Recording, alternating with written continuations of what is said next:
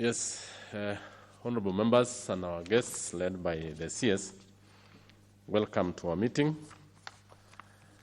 And as indicated, honorable members, in our agenda, we have 6 agenda items listed. And for purposes of today, we'll go straight away to agenda number 3 and then do with agenda number 4, 5, 6. So, can we confirm this is our agenda? Honorable members who are present? Yes, Honorable Professor? I propose. You propose? Honorable Jerusha, you second? I second. Thank you. Now, let's go back to, thank you, that's the agenda of the day. Let's start with the introductions. Let me start with honorable members, and then we'll go to the CS and the team. Honorable members, we have the whip. Yes, introduction only. Yes, where is the mic? Oh, yes. Yeah, thank you, Chair. Chair, my name is Benjamin Jomo Washali. I'm the member for Mumias, representing the people of Mumias East, and also Chief Whip. Thank you. Majority Party. Thank you. Wilson Kogo is my name, a member of Parliament, Sume constituency, and a member of this committee. Yes, Mheshimiwa Gogo. I'm Dr. Lillian Gogo. I'm a friend of the committee. I'm the member of Parliament for Rangwe constituency in Homa Bay County. Thank you. My name is Peter Lo Chakapong, MPC Gore constituency, a member of this committee. Thank you. My name is Jerusha Mongina Momanyi, member of Parliament, Nyamira County, and I'm a member of this committee. Martin Peters Owino, member of Parliament for Ndewa, and a friend of the committee.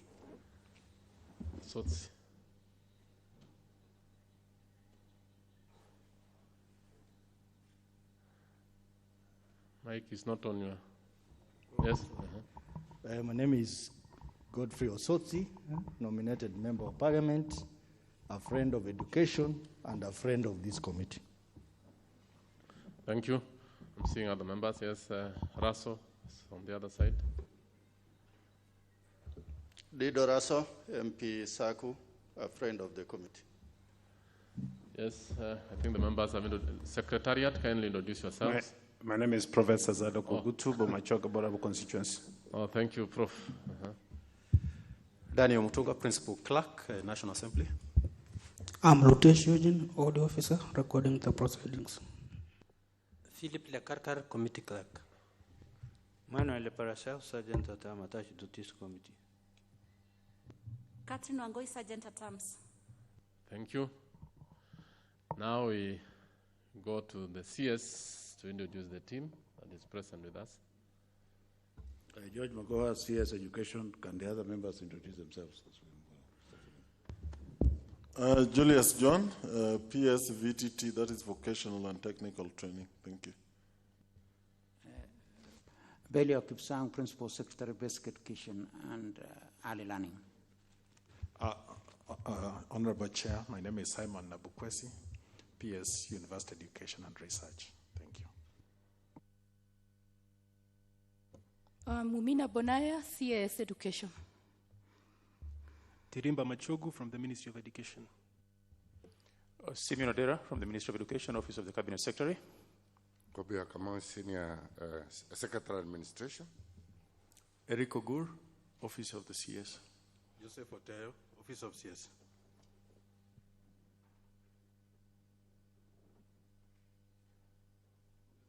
Is the mic on the other side? Yes.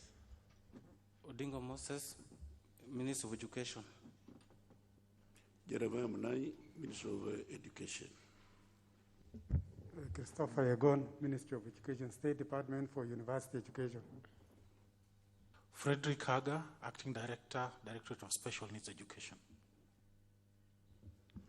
John Kemodo, Kenya Institute of Curriculum Development. Dr. Joel Mabonga, Acting CEO, KICD. Mogaka Ugutu, Director, University Education. Alfred Cheruyot, PS for Post-Training and Skills Development. I'm Elias Abdi, the Director General, State Department of Early Learning and Basic Education. Paul Gibet, Director, Secondary Education. Thank you. Thank you, officers led by the CS and honorable members of parliament. Yes, honorable members and our invited guests, our committee meeting today was actually scheduled as a result of three petitions that were, three requests for statements that were actually brought before the House on the 29th of April by three honorable members. That is the member for Mumias West, Honorable Benjamin Jomo Wanshali, East, yes. And then member for Muranga, Honorable Sabina Chege, and the member for Mdiwa, Honorable Matthews. In the said request for statements, we had actually arranged that the CS appear before the committee. That was on Tuesday. But due to a number of issues that were also, because he had the busy schedule, he gave an apology that he had a cabinet meeting and will appear before the committee on Thursday, which is today. On the same note, the Committee of Education sent a raft of questions to the CS on a number of topical issues, especially this is a time when we have COVID, and the education sector is actually reeling with a lot of issues, especially on learning, because as you all know, that our education system was running quite well until when we had this pandemic of COVID-19. So a number of questions were sent to the CS as a Committee of Education, and the CS actually gave us a write-up, which we discussed on Tuesday with members, and we looked at the questions that were actually the responses, and we felt that the CS need to be here in person so that he can be able to clarify, to be able to give in detail the issues that the members asked and that which the committee asked. So for the purpose of this session, honorable members and guests will require that the CS and members will ask the questions, that is the request for statement questions first. Thereafter, we'll deal with the committee questions, and we conclude on that particular matter. So yesterday, I did read the responses, and I think it became very emotive on certain aspects, especially on e-learning and what the pupils are doing at home, and more so, the examinations at the end of the year. So I'll request the concerned members to pronounce themselves on the questions, and the CS, I know, because I read most of the issues, honorable members, so that we don't take most of the time, I'll request that the CS will look into it, the issues, plus the officers. I'm seeing he has come up with a battery of officers who will actually back up and be able to answer those particular questions. So I will start the ranking order with Honorable Honorable Benjamin Jomo Wanshali. If you pronounce yourself on your question, thereafter the CS will actually speak to it, and we ventilate on that question, and we clear it, and then we move to the next one, which is by Honorable Sabina Chege. And if she's not in, I'm not seeing her in here, we'll go direct to the member from Diwa. Honorable members, you all know, as per the standing orders and the pronunciation by the speaker, if the member is not in, he will actually will drop the question. But for purposes of this session, because of the interest which the questions attracted, we shall discuss them even in the absence of the member. And the members who are in here, who are the friends of the committee, will actually ventilate and speak to those particular issues on behalf of the absent member and also for the interest of the country. In responding to questions, so that we make things clear, we shall give the first position to the questioner or the owner of the question. Thereafter, we go to the committee members, and thereafter we go to the friends of the committee. That is the procedure, and that is what the Speaker and the House rules require. So let me now give the floor to Honorable Benjamin Jomo Asiali Awip to pronounce himself. Thank you. Thank you, Chair. Chair, let me take this opportunity to thank you again and members of this committee, and also welcome our Cabinet Secretary in charge of education together with his team. Chair, you are right, because this statement you read yesterday in response, which is meant to have come from the ministry, some of us, especially those of us who asked these questions or sought this statement, we were doubting, because part of the response, and I want to mention, which was a general concern, was that the part of the statement read, the opening of the second term has been rescheduled by 1 month, effective from 4th May. Thank you very much, Chair. I think would it not be in order for Honorable Washiali to actually ask the question so that we hear what he raised? Then from there, we can see what is the response. And then those of us who are friends of the committee, we want to be on board. Thank you. Yes, that's procedural. And I think, Honorable Washiali, you are supposed to just read your statement as verbatim. Do not talk to it. You'll be given time to talk to the statement. I think you are reading the question. No, I was Chair. I have a lot of experience from parliamentary procedures. I was just giving a basic background so that I come back to the principal question. Because this statement, and I wanted to support you. Yes. Because the statement you are reading yesterday talked of reopening of the second term as 4th of May. But first of all, the date had already expired, and yet, but let me go back to the question. Let me just guide members that it is proper for you to pronounce yourself on the questions as they are. That is procedural. And then later on, I'll give you time to speak into the issues that you think the CS might not have actually tackled. So go to the question straight away. The CS will respond to it, and then he will elaborate some of the issues you want to ask. Yes. Thank you. Thank you, Chair, for your guidance. First question was, what measures has the Ministry of Education put in place to ensure equal access to virtual learning by all the learners, especially those living in the informal settlements and rural areas? The second one, which is Roman 2, could the ministry confirm that physical infrastructure such as electricity and internet connectivity is available to all learners?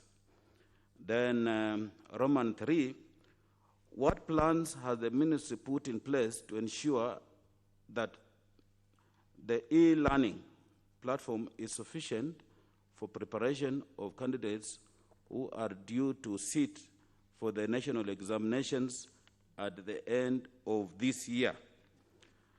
Then question number 4, which I think should be second last, could the chairperson confirm? Mike, yes. Question number 4 is, could the chairperson confirm whether the ministry has deployed quality assurance teams to assess the coverage and impact of e-learning on learners across the country, and if so, could the chairperson table a report on the same? The last question is, could the government consider postponing the national examinations scheduled for October, November 2020 to preferably next year on the grounds that learners will not have been adequately prepared to sit for the national examination this year? Yes.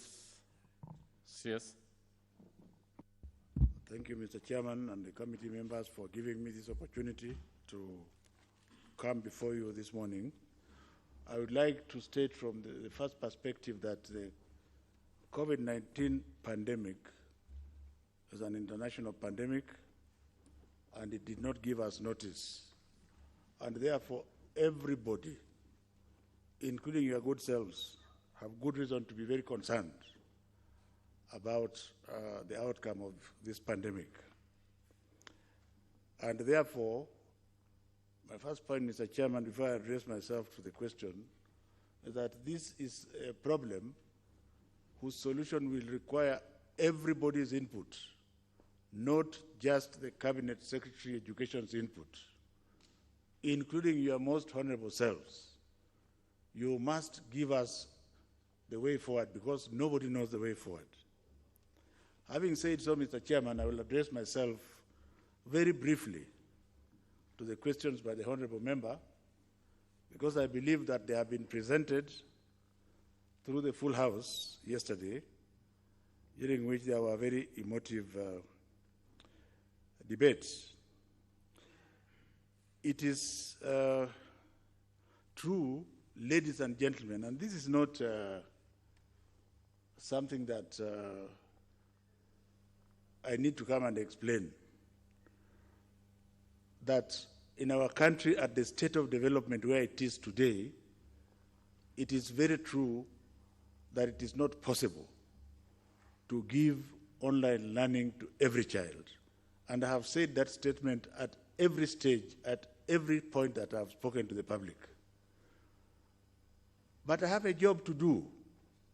And there's a sizable number of the population where there are radios, televisions, smartphones. I dare say that if you go to an ordinary secondary school, if the children were allowed to carry phones, almost all of them would have smartphones. So it is not because we are saying that we are reaching every child, but we are saying that for those children who have capacity, the government has produced content from KICD, which content is reaching them, a sizable number. The significance of this content reaching them is it is stopping the children from being truant and doing other things. As to whether or not we can reach all of them, for now, ladies and gentlemen, and you know it, the government has the best of intentions, and you are part of that government. Perhaps it is not possible to reach the children at our state of development as we are now. So the issue of whether or not we are reaching everybody should not be a point of argument. And I have said, in order to be fair to all the children, who in my opinion must be treated equally, when we open, we shall ensure to the best of our ability that the children cover what they lost. That we have said. But let me hasten to add, Mr. Chairman, that we should not pretend that we know when this pandemic is going to end. So when you honorable members are pinning me down to give specific dates and figures, can you allow me to say you are not being fair to me? I do not know whether the cases we shall release today are going to be 100 or 20 or 300. So when government is being cautious, it is not because we are flip-flopping. It is not because we are flip-flopping. Chair, I think the CS has been asked specific questions. Let him address himself to those questions. If there are any shortcomings, then of course, the gallery is here to discuss so that at the end of this session, we'll ventilate. come up with solutions. Thank you, Chair. Thank you. I Mr. think Chairman, I need your protection here. Yes, I also want to give guidance Yes. that for purposes of smooth running of our discussion, you shall actually give you a time when you will actually give a final brief or a direction. But as of now, just give the questions that Honorable Washali asked, then you can now give your parting brief later on. Mr. Yes. Chairman, I am not disputing you. Yes. Well, other members, so that we actually proceed well. Mr. Chairman, I'm not disputing you. Yes. But you have to advise me, because the reactions to what I'm reading now is already public. So when I'm trying to explain, then they are saying I should restrict myself to what was already discussed in the bigger house. No. Is that fair? What was discussed in there? This thing that I'm reading here, yes, you already presented it. Yes, yes. So, and the information is known by everybody, and the reactions of the honorable members is known by everybody.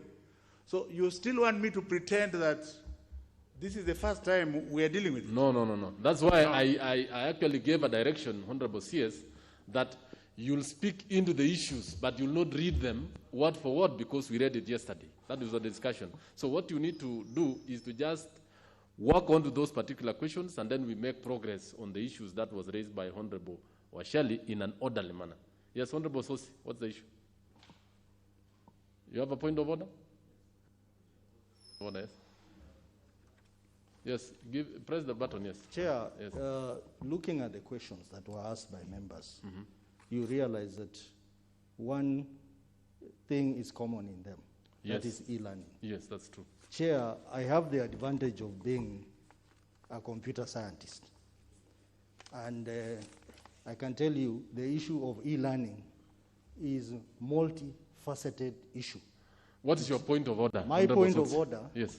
is that did the committee make any effort to invite other stakeholders, particularly the Ministry of ICT?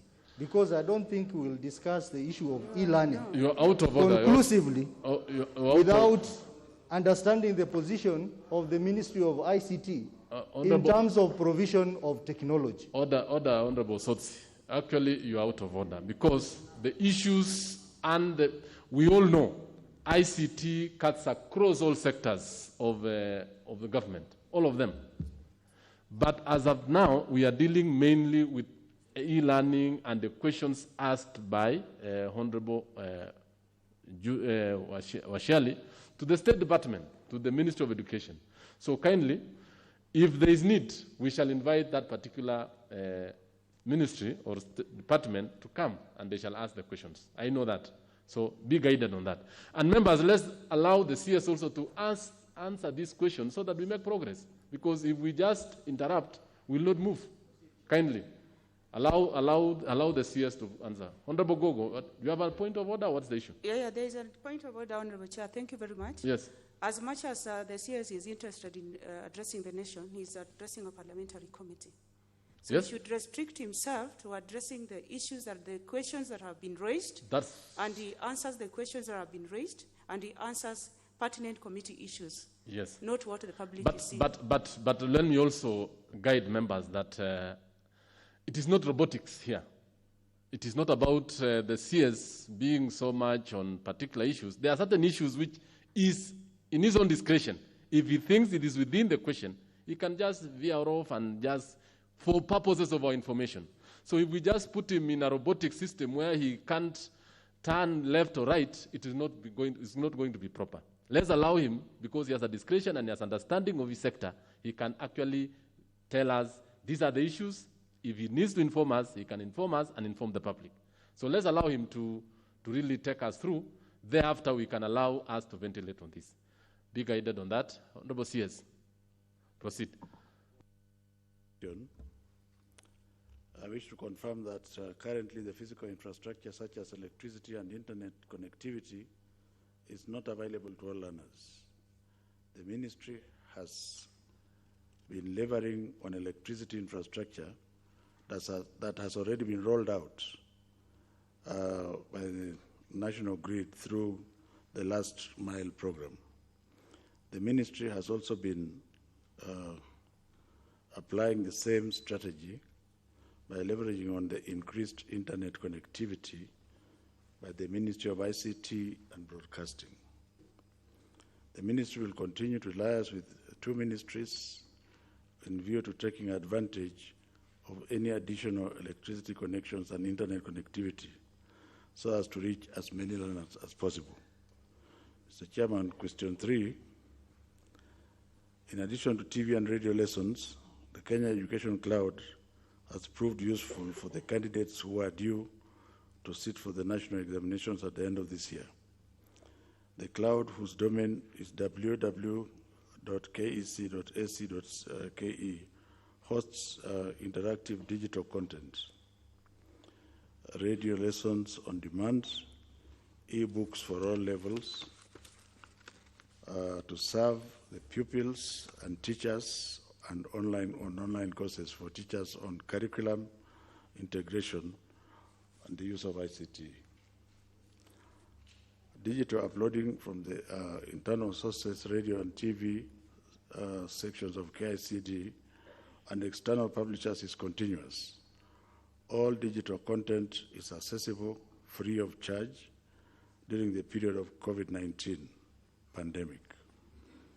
In preparation of the programming and transmission schedules for both radio and TV, KICD is paying special attention to the candidates who will be sitting for national examination at the end of this year, including increasing the number of subjects covered, as well as upscaling the digital revision materials for classes.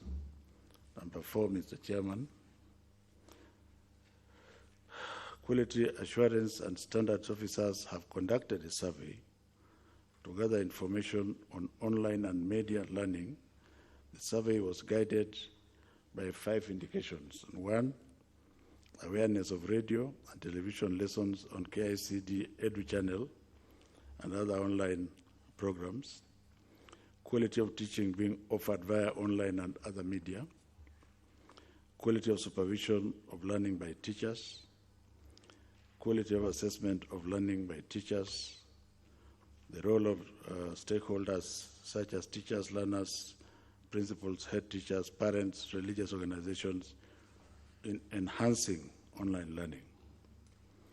The survey targeted all head teachers and principals in Kenya where a tool was distributed, and I believe this document is attached, Mr. Chairman. Mr. Chairman, since I can't say anything else, or number 5. Chair, just like other sectors, COVID-19 has also adversely affected the education sector, including the normal learning calendar. Learning institutions had to close early for the first term. In addition, the opening of the second term has been rescheduled by 1 month, effective from 4th of May 2020, as the ministry continues, as the ministry continues to monitor the COVID-19 situation. And you must allow me, Mr. Chairman, to state very strongly to this Honorable House that irrespective of what we are saying or doing, the pandemic must come under control. It must be controlled first.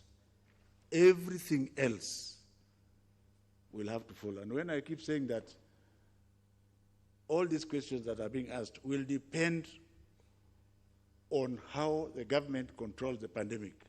I would like to state, and if I'm not going to be stopped, to say that the advantage of being a physician, everything we are saying for now is that the disease is continuing. There is no evidence that we are about to reach a peak. And if I was to speak as a doctor without thinking of my docket as an education minister, I would say perhaps it is too early to give any specific dates that the House is asking for. Because they will be speculative. Mr. Chairman, in the meantime, the calendar for administration of Kenya Certificate of Primary Education, and again, when I say this, everybody is annoyed. The government involves everybody. It is one government, including you, myself, the executive, the judiciary, everybody. And for now, the government has said the examinations have not been postponed. If the situation was to change as we move along during the course of the month, Mr. Chairman, nothing stops the government from saying, well, we think now it is safe enough to risk opening schools. If, on the other hand, the situation becomes completely out of control, then we shall have to bite the bullet. The children are alive and they are at home. So what? They are at home and they are safe and they are alive. And if it means that they have to stay for a year, so be it. It is not only in Kenya where this is happening. But who knows? We could be in control in 2 months and we open and go to school. So please don't open a metal pipe and force me to say, give us dates that this is when you are going to open. It is not possible to do so. The government is consulting. We will consult you. We will consult everybody else so that everybody takes the risk. The risk is too much for one minister. I submit, Mr. Chairman. Thank you. You're through with the questions, and I just want to ask members that the responses are on your tablets. Kindly log in so that you can get to see them on the e-Parliament. I'll just give the first response, the chance to Honorable Jomo to ask the CS a few questions. Then we open to the members and then to the friends of the committee. Thank you, Chair. Chair, let me take this opportunity to thank the Cabinet Secretary for the response. And quickly add that we actually, as people's representatives, we share the predicament in which the ministry is today. And we actually share the confusion that this virus has created. The only other aspect that we may have that is creating a lot of confusion for us, as people's representatives, we know the challenges and the capacity of the people we represent. We have those who do not even have radios. We have those who even could be having radios, but they don't have the money to buy batteries. Therefore, when we assume as government, and the government is you and us, when we assume that we are teaching students through e-learning, then there could be a problem because not all students are accessed through this. So our fears, Bwana CS, which I would also want to invite you to share, is that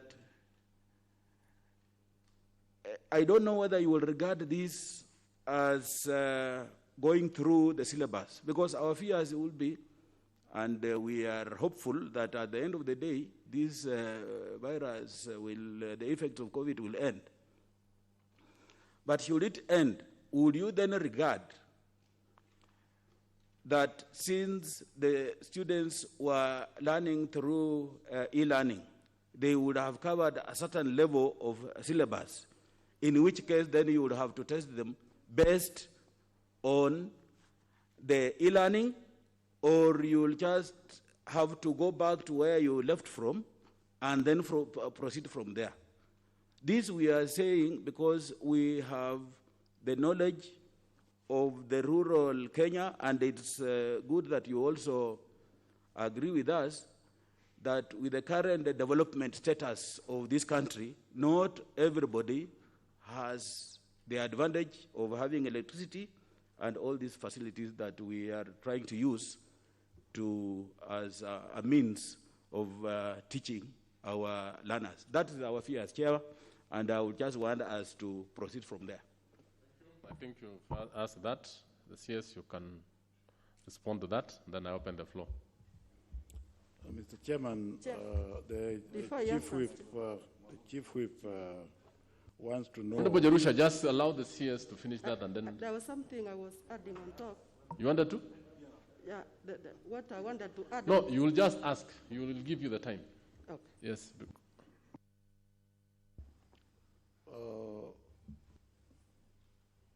Honorable Washali is asking whether when we open,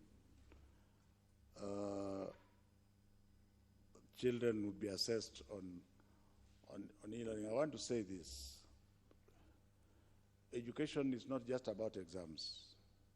Education is a continuous process. Examination is just one of those things. So for those children who have been getting e-learning content, you can argue that they will have gone a little further than the others. But what I have been saying again and again and very clearly is that when schools open, the syllabus will start from where it stopped. And our teachers are good teachers. And if they focus on those children who perhaps did not have the benefit of e-learning at home, they'll be able to cover quickly. Now, this is something that is as foreign and alien to me as it is to you, as it is to everybody else, because it was not planned. And we cannot, all of us love our children. Now, if Mr. Washali, if Honorable Washali was to ask me whether, if schools were open now, will I take my grandchild there? I'll say I shall not take my grandchild there. That would be personal because I don't want to take the risk. As a parent, I would like to be sure that when my child goes back to school, he does not come back in a coffin. So I think the government has been very clear that when schools open, whenever they open, we will take it from where we left. And that decision will also involve you. We are not just going to spring up and say this is it, because everybody must take responsibility for the success or failure. Because this is not something that anybody should try to get any point out of. Mr. Chairman, I submit. Thank you. Now, Honorable Mbas, I think he has just given a very good clue, especially on where the syllabus was left. We start from there. That will be very good for the whole, because it will now bring everyone on board. Members of the committee, I just one round of questions.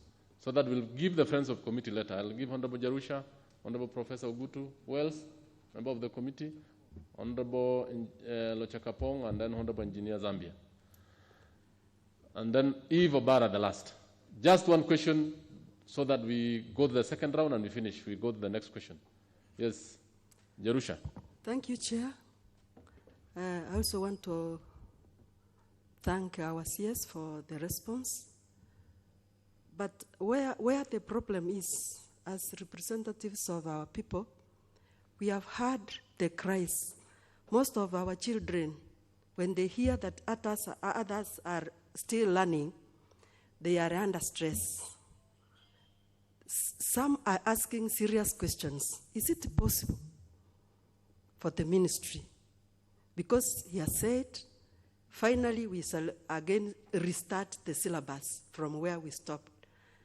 And because we know that the minister announced that the holiday has been extended, because they are on holiday, is it possible for the ministry to stop giving any instructions to those ones who are getting these instructions, because they are making others to feel that they are left out and that they are not going to catch up with the rest, even if we are giving them this, what we are talking, that they are hearing. But when they still hear that this is on, then they say that there's something hidden somewhere. So essentially you are saying we stop online learning, the TV transmissions and radio programs. Is that, is that your question? Yes, so that they are all at par. Honorable Professor, yes? Thank you, Chairman. I think mine would be just to find out, as a ministry, and the CS as the head of the ministry, we should not be seen not to be in place to address the crisis. I would have wished to see the scenarios that the ministry could come out with. Scenarios in the event that it extended in the next 2 months, scenarios in the event that it extended for 6 months, and scenarios that it extended for 1 year.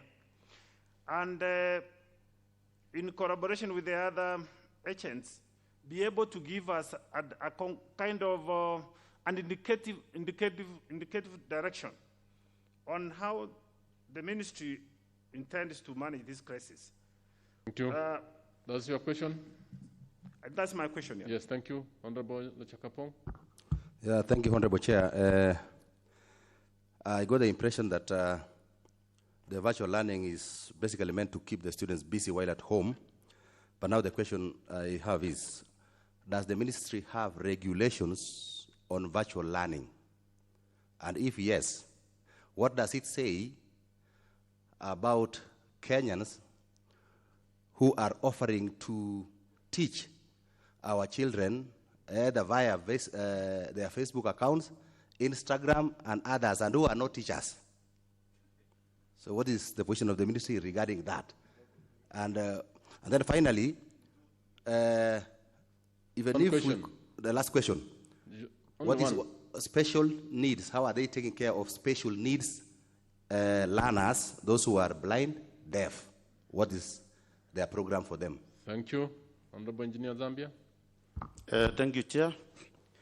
Mine is just an issue I want to, if the ministry can consider through its structures that the disadvantaged students are the ones in the rural areas where they cannot access electricity and even the internet, and also in the urban setup, in the where we have the slums and all that.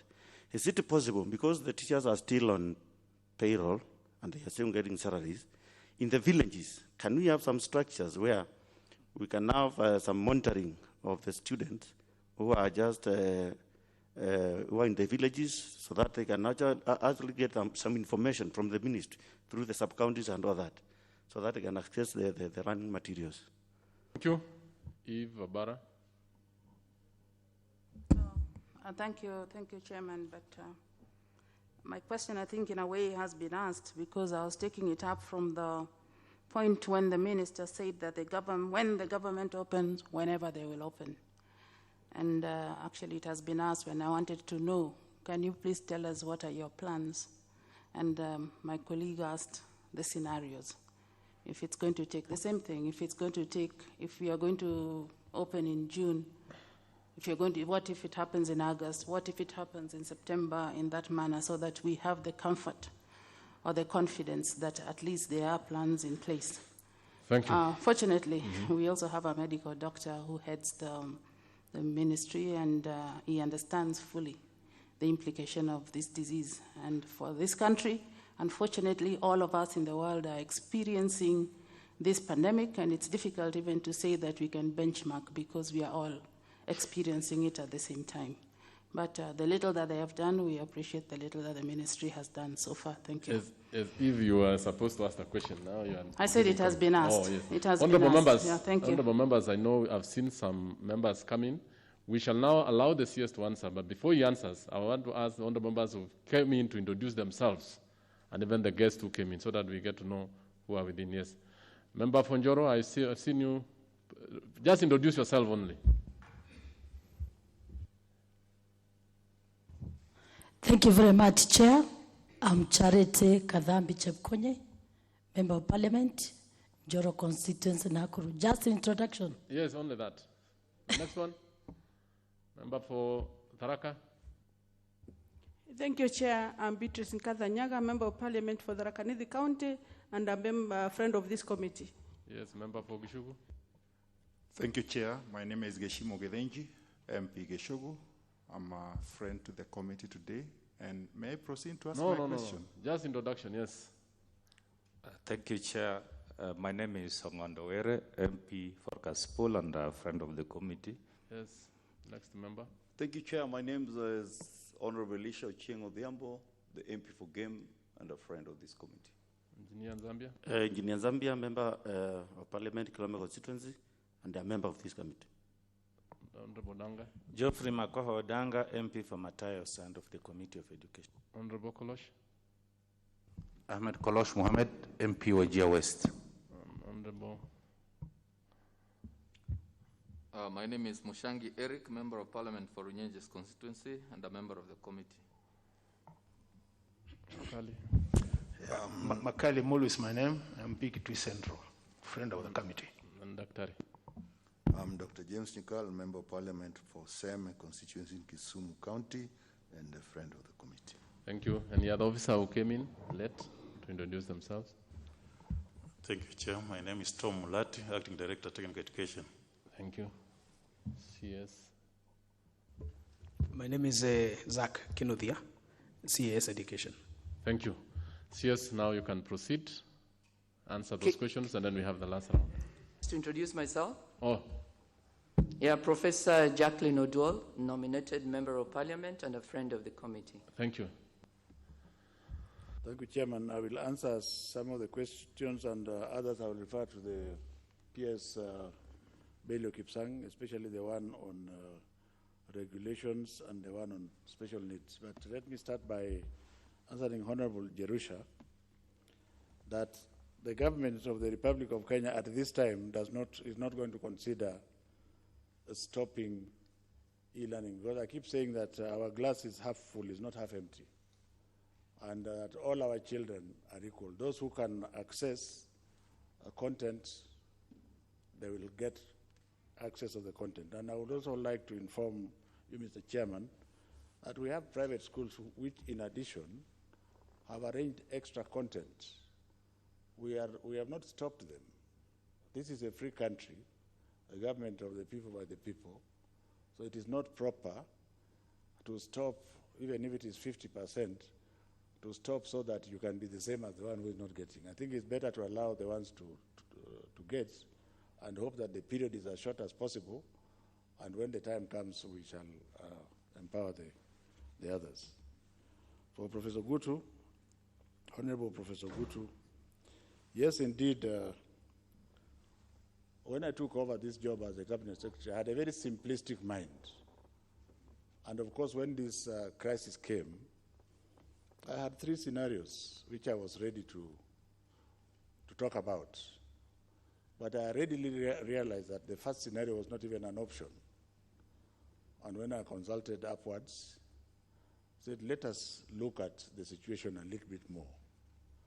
And I would want to promise this House that maybe in another 2 weeks, whether we're in this House or in public, we shall have the scenarios that we are looking for. But the scenarios must be informed by what is happening in the Ministry of Health. And therefore, if you feel that we have delayed with this scenario, it's not intentional. It is just because we don't want to come and give you scenarios which, after about a month, look as if they are very uninformed and not significant. But I can tell you where we have reached now. The scenarios must come sooner, and that those involved in the decision-making process of those scenarios will be many stakeholders and not just the ministry. I will leave the fourth one for Belio Kipsang and go to my brother Engineer Zambia. Honorable Engineer Zambia, the government has 5 cabinet subcommittees on COVID. And there's one running thread there. Stay at home. If you have no work, stay in your house. Well, the teachers are being told to stay in their house. You wouldn't want a teacher to carry a corona to a child in his house. I may want to let you know that in Italy, what has happened is that there was a preacher there who was going from house to house. He died, and the rest is history. So I very much doubt whether, even if this point was taken to the committees that we sit, that it will get sympathy, and that my hope is that we are able to contain this pandemic quickly. I want to thank Honorable Obara for her kind words, and ask Belio Kipsang to address himself to the issue of the two questions asked by the honorable gentleman from West Pokot. Thank you, Chair. I think on most of the issues, the CS has been able to handle them. But in general, as I handle the question from Honorable Lekopong, Mwalimu. Chakapong, and I will request that these are honorable members. They cannot be gentlemen or one from this region. They are Yes. actually honorable members. So as already handled by the Cabinet Secretary, on the question of regulations, I would want to confirm to members that whatever mode of delivery of curriculum is that it is all anchored through KICD, and which says that all materials and all that which goes to our children must go through vetting and approval by KICD. So including the online learning, all the content that is delivered has to go through the approvals of KICD, while all the teachers and persons who deliver this particular content must be teachers who are registered with the Teacher Service Commission. I want to confirm to honorable members that, yes, we have guidelines which are drawn from the Kenya Institute of Curriculum Development Act, which guides all of us on this particular question on electronic media learning for schools. And to quote, what it says is that every content developer must, in writing, apply for vetting of online electronic media content to KICD, who will vet, verify, and approve. So, as I said, members, is that there will be no content that will be delivered to our children which will not have gone through the due process of vetting and assessment. So, Chair, I think that's what I can say, particularly to the question that was asked by the honorable member. On special needs,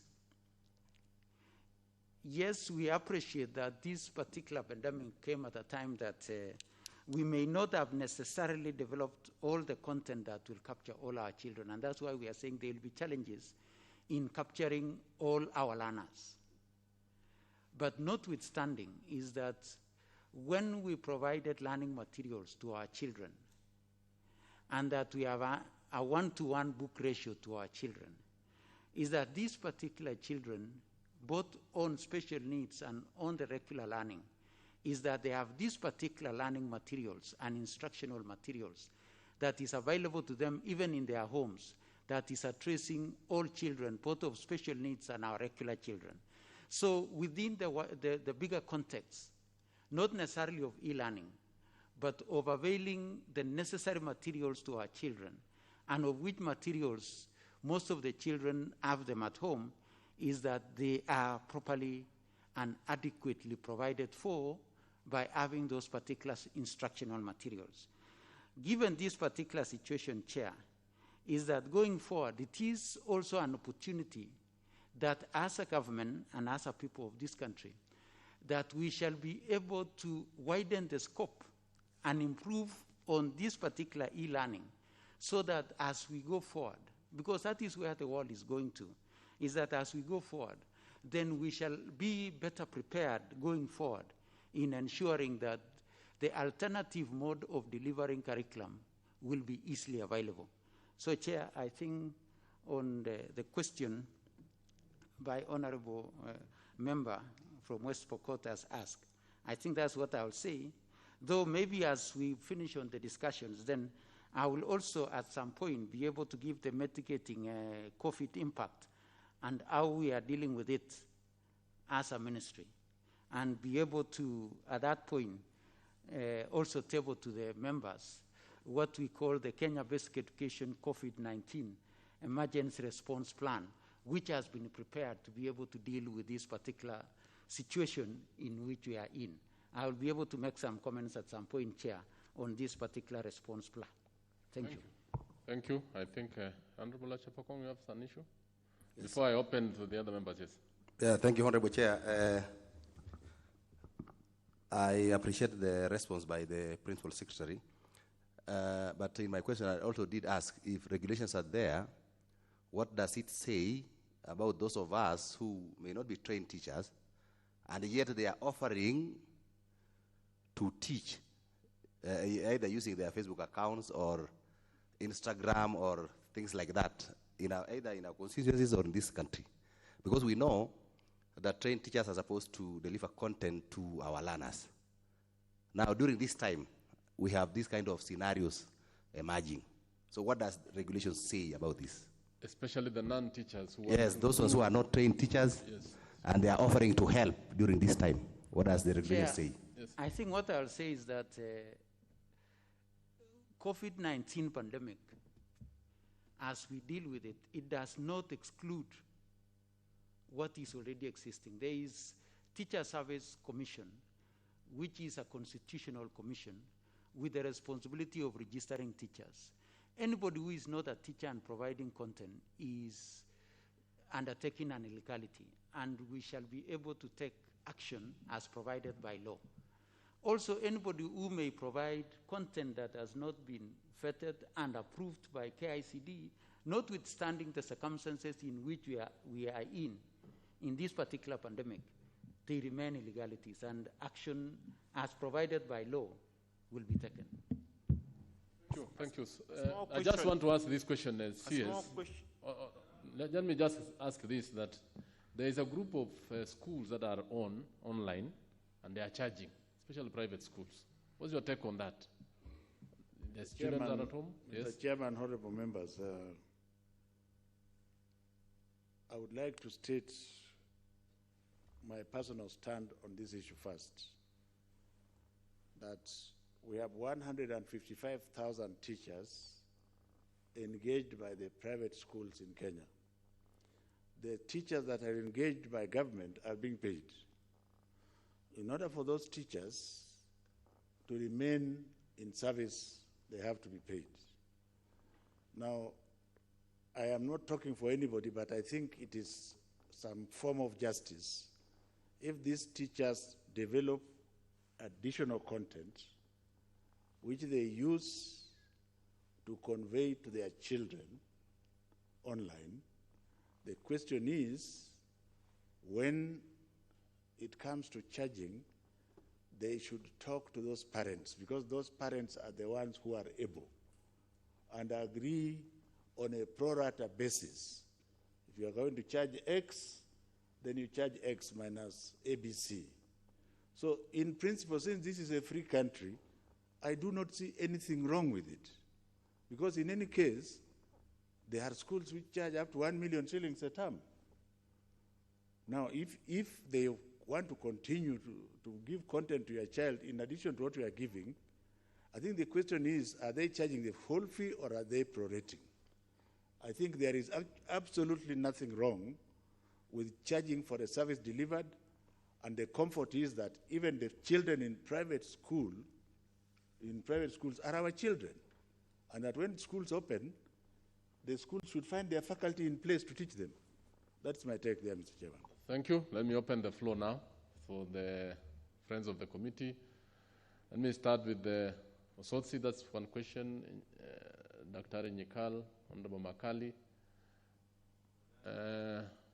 Member Fonjoro, and Honorable Raso, that first group. Odanga, you are in the group of the committee. You are late, so let's proceed. Let's start with Osotsi.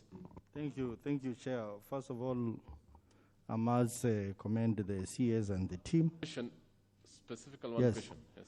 I must commend the CS and the team for the responses they've given us. Chair, acknowledging that e-learning is a multifaceted program involving quite a number of stakeholders. It involves the Ministry of ICT in provision of ICT infrastructure, and even broadcasting. It also involves the Ministry of ICT in terms of bandwidth. It also involves the Ministry of Energy in terms of provision of electricity. And also it's a budgetary issue involving provision of budget to implement all this. And considering that this week our various committees will be interrogating the budget proposals from the executive, I wish to know from the CS, and I'm sure this will also be very useful to the members of the Education Committee, whether, What's your question? I'm coming to my question, whether the ministry will be acceptable to the National Assembly, relooking at the budget and making it a COVID response budget. Because I've perused through the budget proposals given, and it looks like the business as usual budget. But now we are in a difficult situation. We need money, for example, to support e-learning. We may need more money to build more classrooms so that we observe social distancing. So will the ministry be accept aligning the budget to make it strictly a COVID response budget? Because at this moment in time, I think what is critical to us is health, education, and food security. Thank you. Yes, Dr. Nyekal. Yeah, sorry, I came a bit late. And I also want to inform members that Bunge is also on e-parliament, and we have our member who is just logged in, Honorable Dr. Pamela of Migori. So I think the member, you are welcome. So she will also be contributing from where she is, and that's what COVID has done, and we are embracing technology the way the CS and the team are saying they have to. This is the challenges of the times.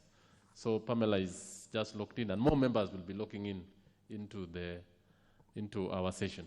Yes, proceed, Dr. So I came late, and I had an issue arising from university education, because my main issue with my constituents are actually university students. I don't know whether that has been covered. You ask the question. I think the PS is here. The PS is here. Yes, and the CS. Okay, then you may allow me more than one question, please. One. We'll just, because we still have more time, we'll give you more time. Oh, you give me more time. Okay. Then I'll leave the university one for later. And I just ask, this country, in all social areas, health, education, has two populations. Those who are living at the most advanced levels, like in other countries, and if you go for IT, there are those who can have learning by any means they desire. Then there's a large majority who actually, poor families, who actually cannot access this. So my view is that the policy would then actually focus on those people who actually are not, who are disadvantaged. If you take care of them, then the other people are actually merely standards. In that context, I would ask, do we have clear data on which we can work out dates and scenarios as was asked? I know that data should come from probably health, but there is the National Emergency Response Committee that I presume provides all the other subcommittees with information and on which that is based. And linked to that, if we are going to start all over again when things open up, then what is the objective of the current e-learning that the ministry engaged in? And is that objective, has it been passed on to the public? Because that is what is causing the anxiety. Then some are learning and some are not. But if the objective is clear and the other people know that when it opens, I'll get what I need to pass the exam that will come before me, it would be fixed. So those are my two questions for now. The university education I'll take later. Honorable Makalu. Thank you, Mr. Chairman. Mr. Chairman, let me also join my colleagues in saying appreciating the presentation. and say you realize today we have a lot of friends of the committee, Mr. Chairman. And basically it's because education in this country is a very serious matter. You start with the budget, the national budget, it takes the lion's share. You come to us as members of parliament, we spend almost 80% of our CDF on the education sector. So it is very important, that's why we are here. And Mr. Chairman, what I wanted to find out, because when I listen to the CS and team, I have concerns. The first concern, Mr. Chairman, when we hear that the private schools can continue with their learning because they're able to pay. When we hear that those who are in Nairobi and other urban centers can continue with the e-learning, majority of us here represent almost 70% of the people we represent have no access to what we call e-learning, even the radio. And I think, Bwana CS, it's the right time you communicate to Kenyans that when schools reopen, whatever time they will reopen, the syllabus will start from where we have started, despite the fact that those who are already continuing learning will have an overdue advantage over the others. Because it's like they will be revising, and when the results come out, the normal trend in Kenya, private schools will take all the national schools, Alliance, Mango, and our poor public students who in public schools will continue just being disadvantaged. That's the first point. The second point, Bwana CS, this issue of e-learning, when you compare the e-learning and the infrastructure we have in this country, and I can tell you, members of parliament are best placed to talk about school infrastructure because we interact with these schools every day. I think you need seriously to think about, even if we were to reopen schools, I don't think the issue of social distancing will really be practical in these schools. So even as you think about reopening, whatever time, the school infrastructure will be a challenge. And that's something we need to address. That even when we give you money for school infrastructure, CS, because we do that every year, there seems to be fairness in making sure that each part of this country benefits. My closing point. At the end of the day, I'll be a proud Kenyan the time I will see when my child goes to a public school, I'm happier than when the child goes to a private school. The way it used to happen in the early 70s, in the early 80s, so that even when I have so much money, I'll be competing for a chance in public school, not private school. I submit. Yes, next member. The next one. Yes. Member for Njoro constituency. Thank you very much, Chairman, for giving me this opportunity.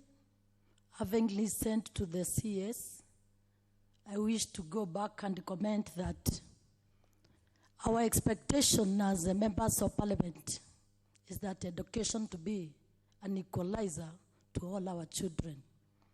As I was listening to the CS talk, he has also commented that right now when we are talking about e-learning, around 155,000 teachers are concentrated on matters of private schools.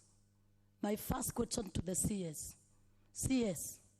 what is the percentage of the rural schools or the public schools which are accessing the e-learning? On top of that, my next question is... Only one... Yes, it's the same question, Chairman, please.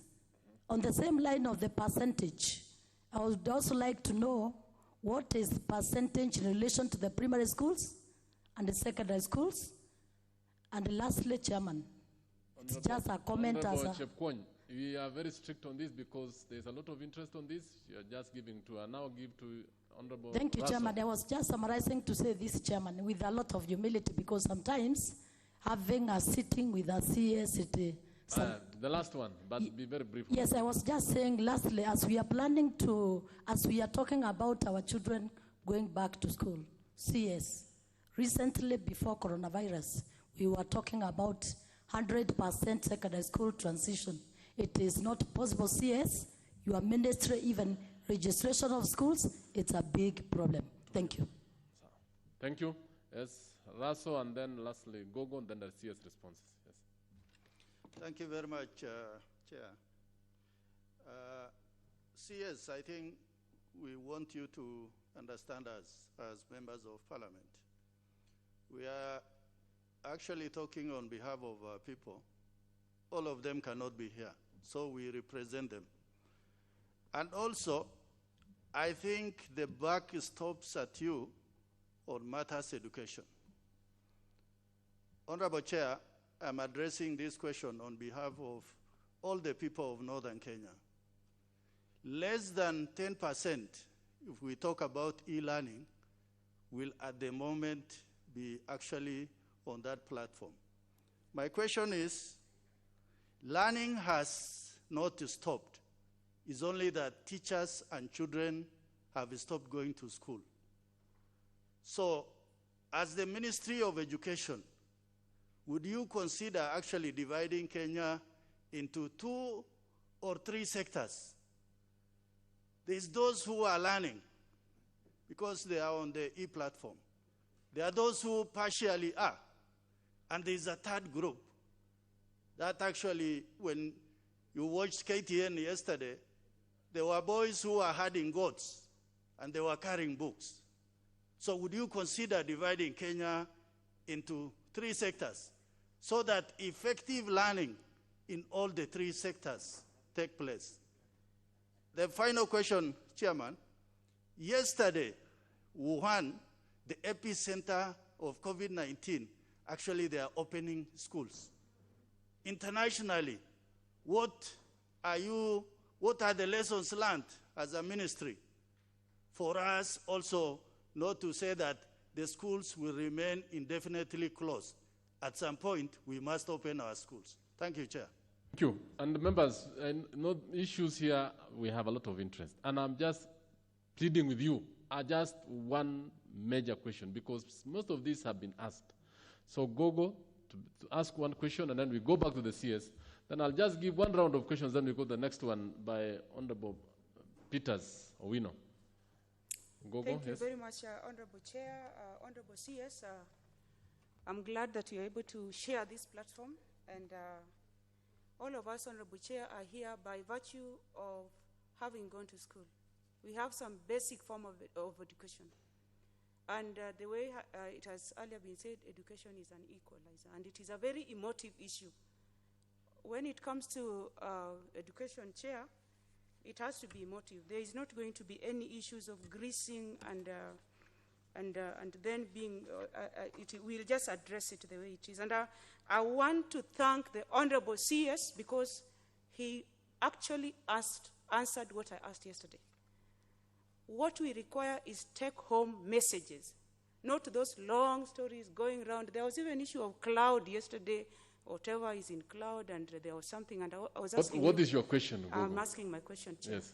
I'm asking my question. Yes. And this is an emotive issue, and it brought emotions yesterday, and we have a chance with the Honorable CS and his team. And we are all working for the same government, Honorable Chair. We are all working for the same government. And in equal measure, collectively, we share collective responsibility. And Honorable Chair, what is the best way to reach the CS? What is the best way to reach you? Because in the COVID period, I'll call your lines, I do what I cannot reach you, Honorable CS. Number 2, I am so glad the many questions I wanted to ask have been answered with precision. I know what is being done. I had a question on scenarios, I've ticked it. I had a question on special issues, I've ticked it. Go straight to the question that has not been asked. Another question which I wanted, Honorable Chair, I'm a friend of the committee, don't harass me, I don't come to your committee many times. I'm a friend of your committee. Don't harass me, Honorable Chair. I'm not harassing you. I'm just a friend of your committee. You will not see me in your committee again. Yes. So treat friends of your committee well. So I'm just concerned, apart from COVID-19, we have other parts of the country where we have other challenges, national challenges, like the floods. And in these areas, we still have students and we still have educational challenges that needs to be addressed other than COVID. What is the ministry doing about this, Honorable CS? Having said that, when I talk to my people over the radio, I have one word that I'm going to tell them, that even if you don't have the radio, when I go physically and I meet with them, because I have to go and social distance, but I have to meet and talk to them and assure them and be with them because of this, my people, they need to see me there giving them leadership. I will tell them, keep calm. The CS has said this, that even if you don't access e-learning, that even if you are not being reached, when you go back to school, you are going to have the right to be given educational material and knowledge that you require. I'm honestly very impressed, Honorable CS. And thank you so much, Honorable Chair. Thank you. Matters education, we are here and it is emotive and we are not going Thank to please anything. We've had and you. Thank you for allowing us Yes. to attend your meeting. Thank you so Thank much. you so much. And we Thank- want to support the CS and his team. There is no more Thank you. important person than Comments an MP later on, Honorable in the work Dr. of Kogo. education. So we are going to Later. support where we can. And it is not about creating enmity or some Yes, people want to yes, be, yes. wanting to be so nice. No. Thank you, thank At you. least I made noise and I met the CS. Yes, thank you. CS, Thank you. kindly respond to those questions. Then And we the have a response last has round. satisfied me. CS, the floor is yours. Kindly respond to them. After this round of questions, members, there is something that we realized yesterday, that most of these questions cut across. So we'll just, after this, we'll move to the second question by Honorable Peter Owino, but you will still ask those questions under that particular question when Peter pronounced himself. Later on, we'll give the Member of Parliament for Muranga the last chance, and then now we go the second level. So we are still here. You'll still have time to talk. Honorable CS. Thank you, Chairman. The question asked by Honorable Sosi will be addressed by Dr. Belio Kipsang. Do we have clean data which is informing what we are doing? Yes, we do have clean data. It's interministerial, multi-sectoral data that we are going to use to make decisions. The disadvantage of e-learning, I think we are saying the same thing. We have already accepted that at this stage of our development, this is the very best that all of us as government we can do. Honorable Jerusha Mwanya had asked whether we can decide to stop offering the service. And I already said that is not an option. We are a free country, and ours is to try to fill the glass as we are looking for water to fill the glass. So I don't know how to put this so that the question does not pop out again somewhere. But in terms of social distancing in schools, Mr. Chairman, when the scenarios come out, you will have to accept them so that everybody takes responsibility, and the issue of social distancing may appear in one of those scenarios so that we all move together. I think these are decisions that are very difficult to make, but as a doctor, I want to repeat again. I see my friend Honorable Nikal is there, who is actually better placed because he's a magician. He's not a surgeon, he's a magician. He's better placed to tell you that. You mean, Prof, Nikal is a magician, not a medical doctor. You know, this is a house of records. So we really need to know. Surely he's a magician or in a medical doctor? He's a physician. Yes, thank you. And therefore, he knows better than me that the behavior of this disease is unpredictable, and that we can only wait and see, and also to inform the honorable members that if we get a delay in controlling the disease, it will be purely because of our own culture, Mr. Chairman. So for now, wearing mask, washing hands with soap and water, social distancing. If we were to open schools, for example, in a month's time, we would have presumed that that will have to be done. And therefore, perhaps you may start thinking, would it be wise to open the whole school or open certain strategic parts of the school? And this is not a decision for me to make. It's a decision for everybody to make. And again, some members will argue that, oh, you know, that's not equality. But these are not normal times. These are difficult and strange times, and they require strange decisions to be made, ladies and gentlemen. From Joro, Honorable Lady from Joro, I will tell you very honestly that we don't have the percentages you are looking for. If we had this question, we have the distribution of radios, which is about 59%, and there are other distributions of all electronic gadgets, including cell phones, which we can map out and give you if you want, but it still does not solve the problem, because the question is, are there still some people who are not getting the content? Yes, and they must be dealt with. So the percentages will not help us in this matter. We have already accepted that we are not covering everybody. As we try to cover, when we open, we shall pay attention to everybody else and start from where we left. Honorable Gogo, my official lines, I've never declined your call. If I have, I will go and discipline my officers very, very firmly, because you are a very senior leader, and any honorable member who calls when I have time, I must see. But I hope, Mr. Chairman, that I will get her number so that I save it, because I can't answer all the numbers that come. There are too many, and some of them, you know what happened. So perhaps if I get the numbers of the honorable members, I'll keep them, so that when I don't answer you, it is not like I'm rude, because I don't have any reason to be rude to a honorable member. We are working for the same government. Dr. Bello Kipsang. Thank you very much, CS. On the question on budget. I want to ask members, if you have asked a question, kindly sit through it and hear the responses so that you get to hear. It's not good to ask a question and then we leave. Yes.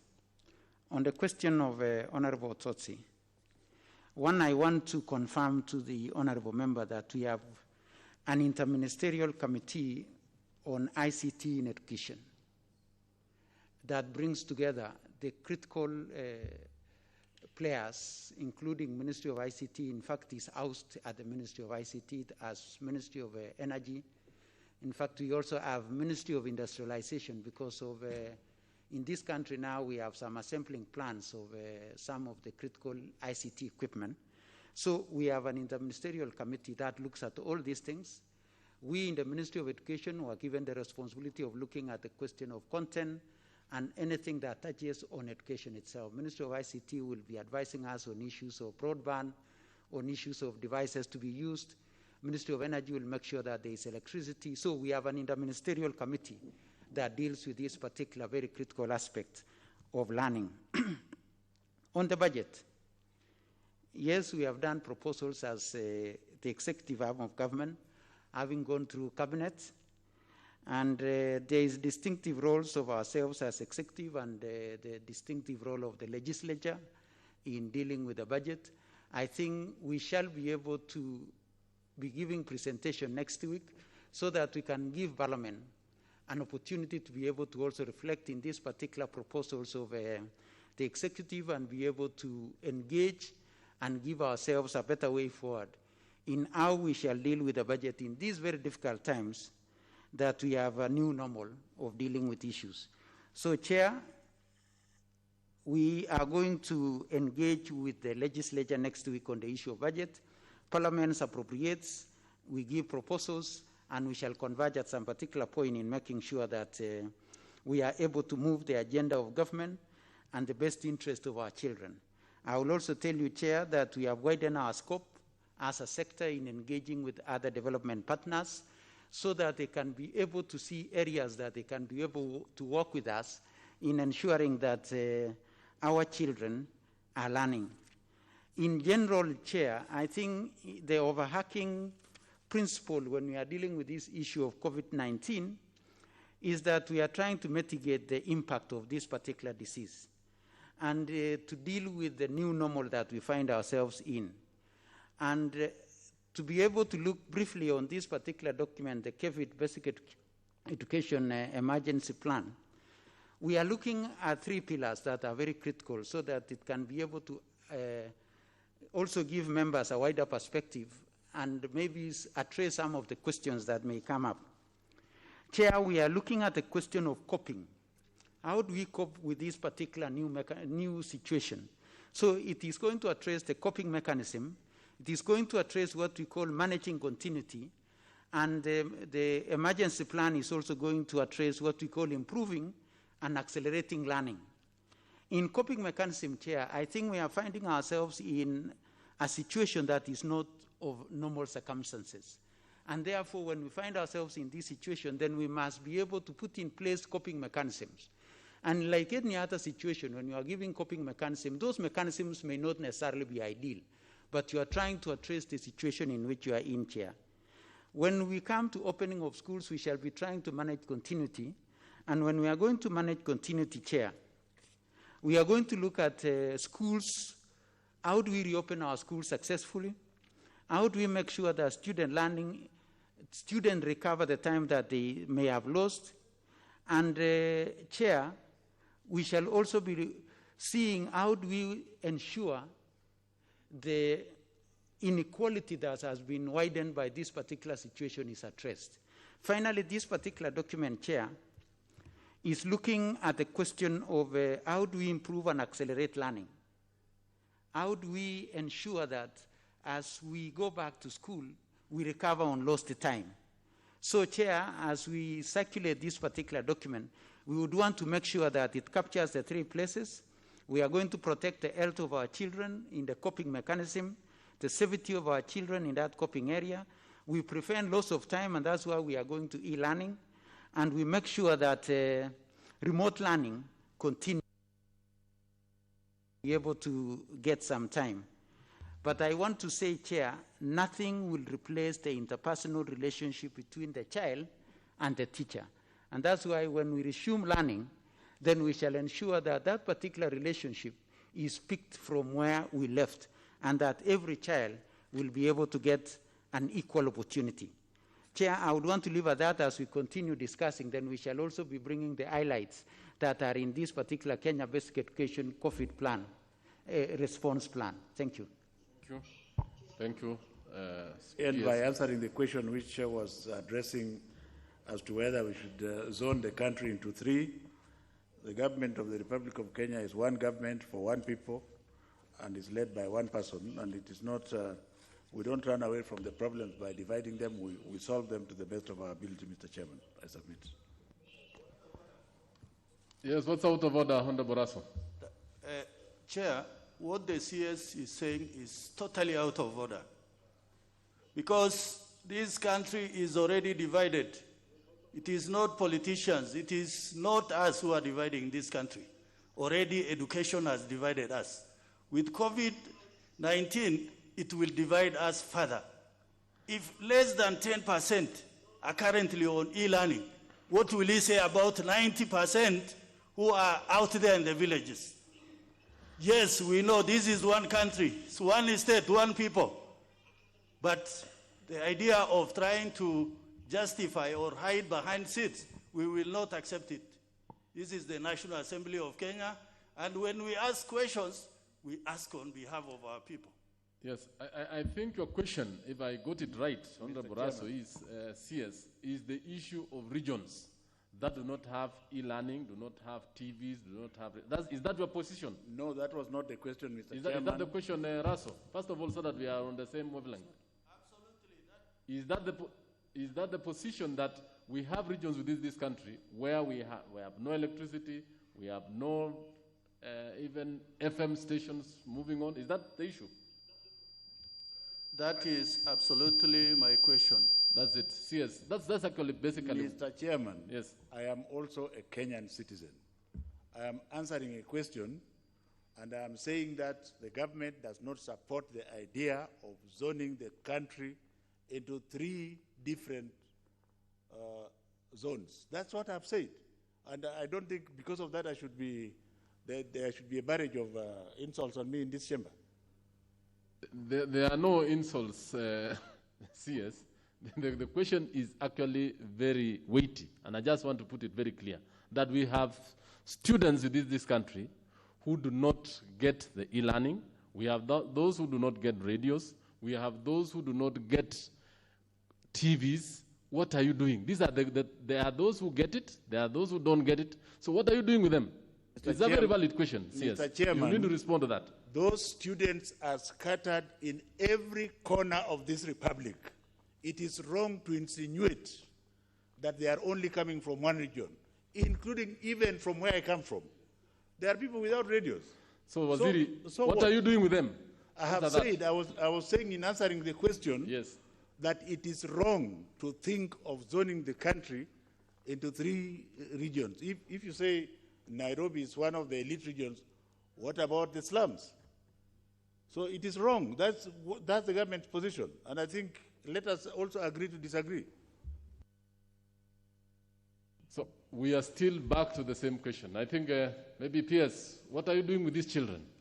I think I want to bring it forward, Chair, that one of the issues that we saw, and I said that the first pillar of our response plan is coping, because we must get a coping mechanisms. And in this particular coping mechanism, it may not necessarily be an ideal situation, but it is a situation that you are trying to address yourself in where you are.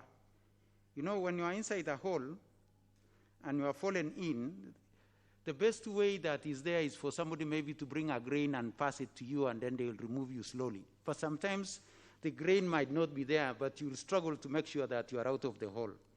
So, Chair, what we have done with the support of KICD is that we've been engaging ourselves.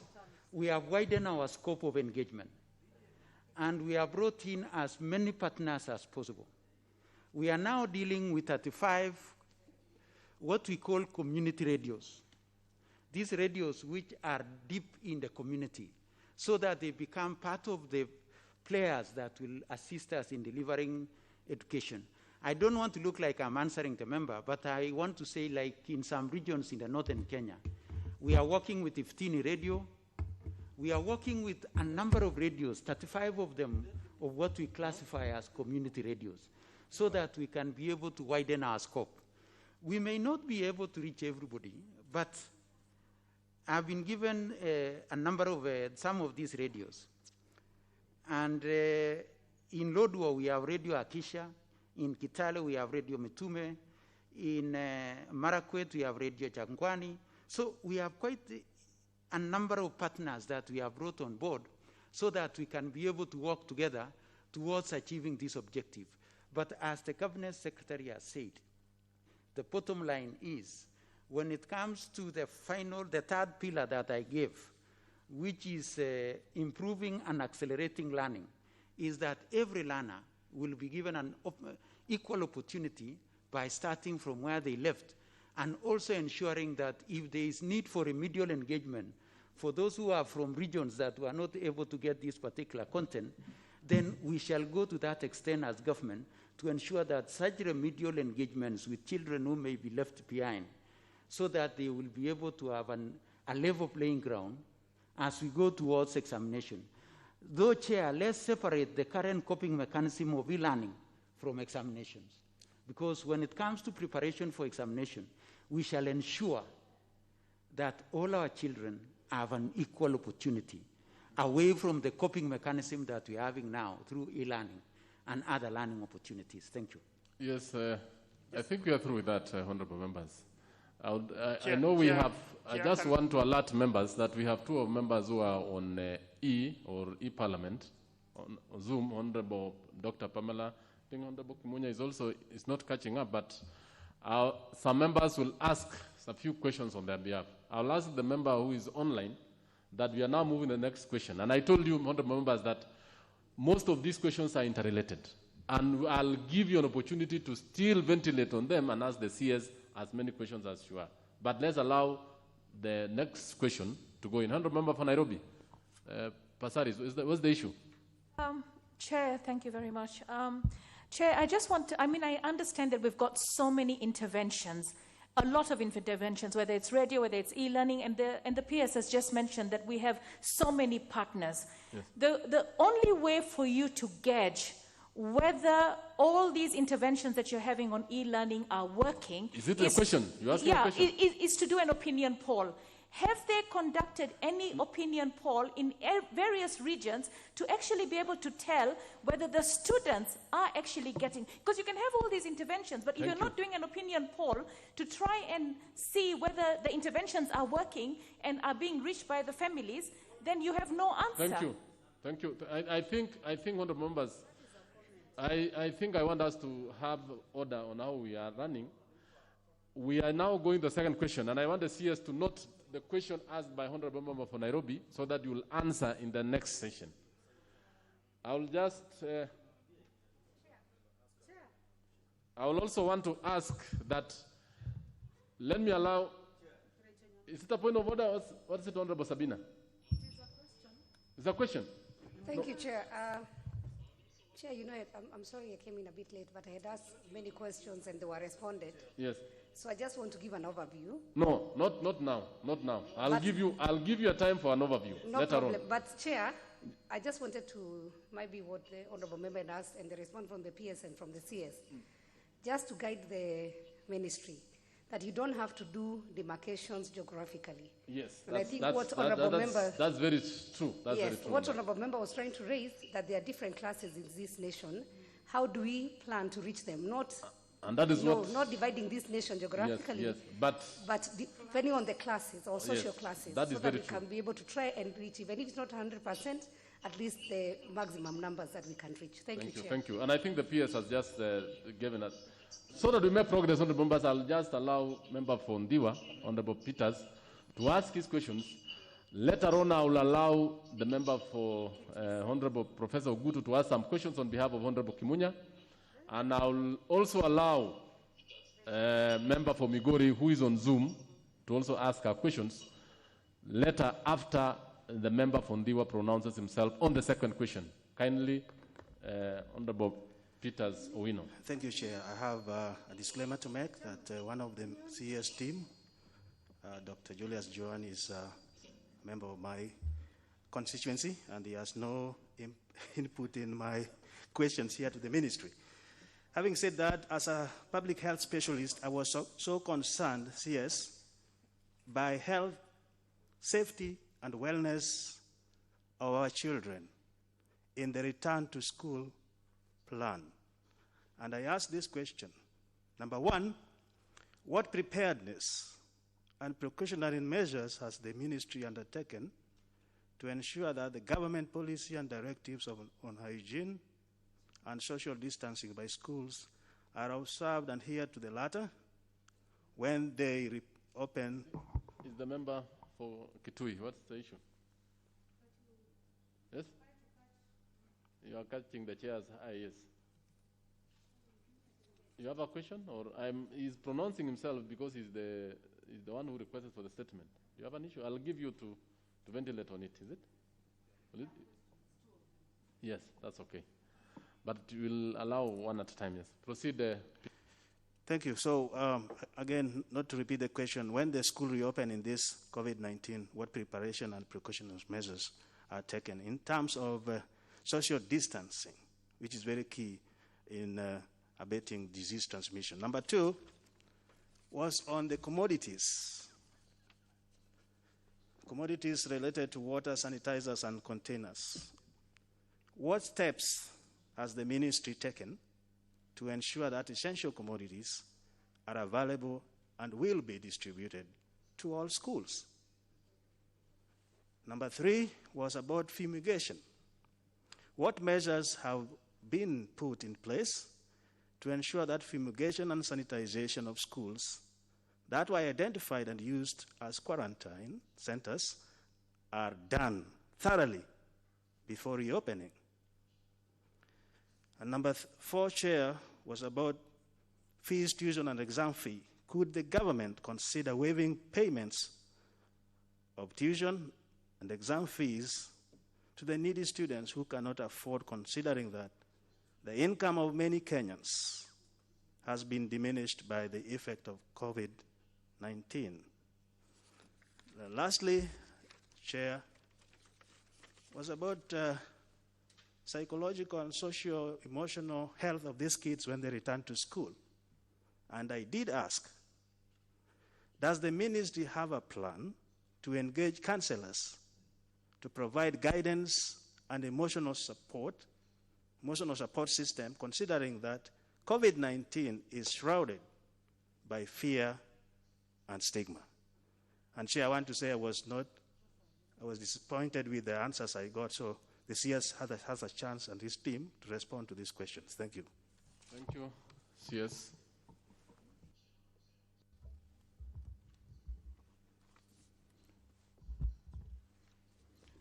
Mr. Chairman, I hope the honorable member was here at the beginning when you said I should read through this, so that's what I'm going to do, and also to add where necessary.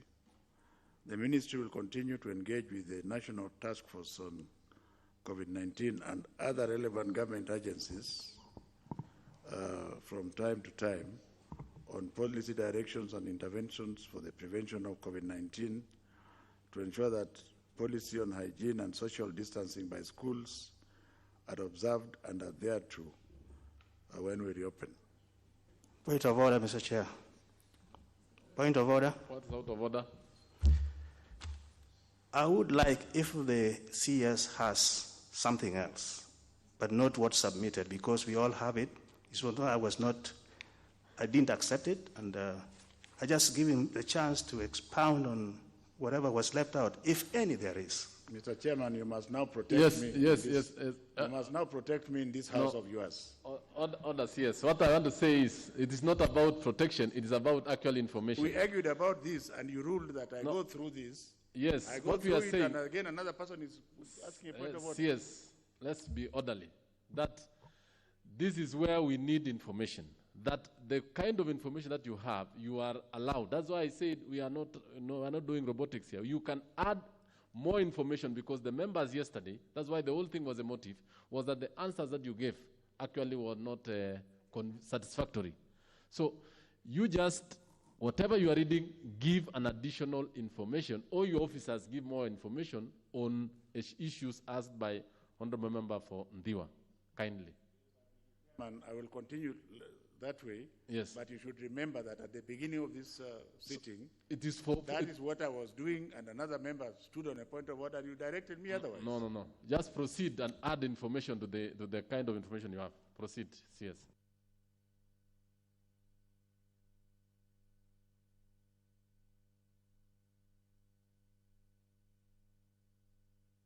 Ladies and gentlemen, Honorable Chair, I started by saying that this pandemic did not give anybody notice. And what has happened at the ministry and many other ministries, and in fact all arms of government, money has been removed from the ministry, including the Ministry of Education, into the COVID emergency fund. Monies, for example, which was supposed to be for infrastructure, which was appropriated, have been taken, and I fully understand and support. So what we are going to do, Honorable Member, next week, I hope, when we ask your Honorable House to make provisions for funds that can be used, for example, to buy soap.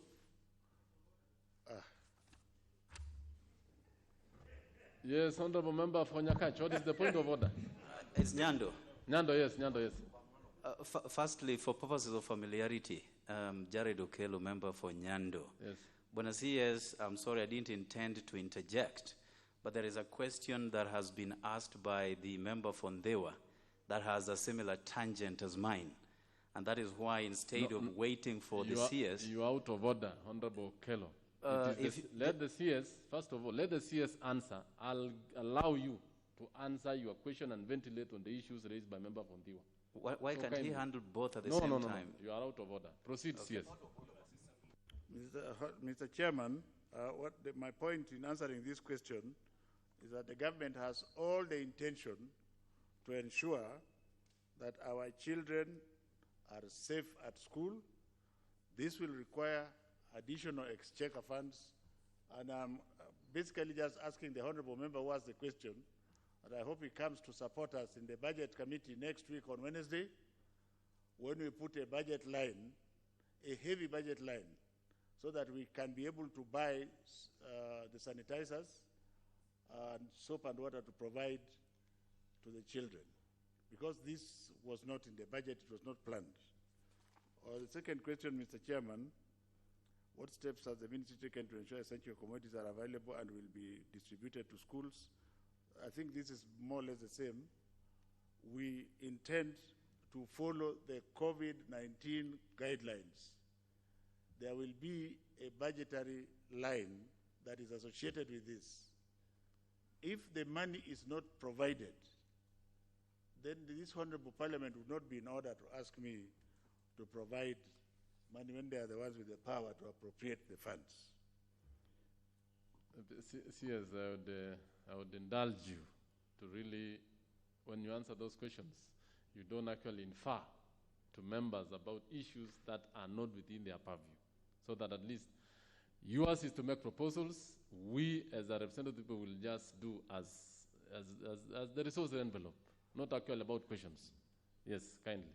Number 3, what measures have been put in place to ensure that fumigation, this one I can tell you very specifically, we have about 460 schools, which have been schools, colleges, and TTCs that are helping us to manage COVID. Of these, there are 331 schools, the boarding schools. We shall make sure that they are fumigated and refumigated to the extent that this Honorable House does not have to worry about the thoroughness of the process. And number 4, would government consider waiving payment of tuition and exam fees for the needy? Mr. Chairman, the good government of the Republic of Kenya pays exam fees for all the children, both in public and private schools. This has been going on for several years, and that all tuition in public schools, both primary and secondary, are already free, so there's nothing to waive. Mr. Chairman, does the ministry have a plan to engage counselors and provide guidance and emotional support systems? This is a good question. I would say that it is a very good question.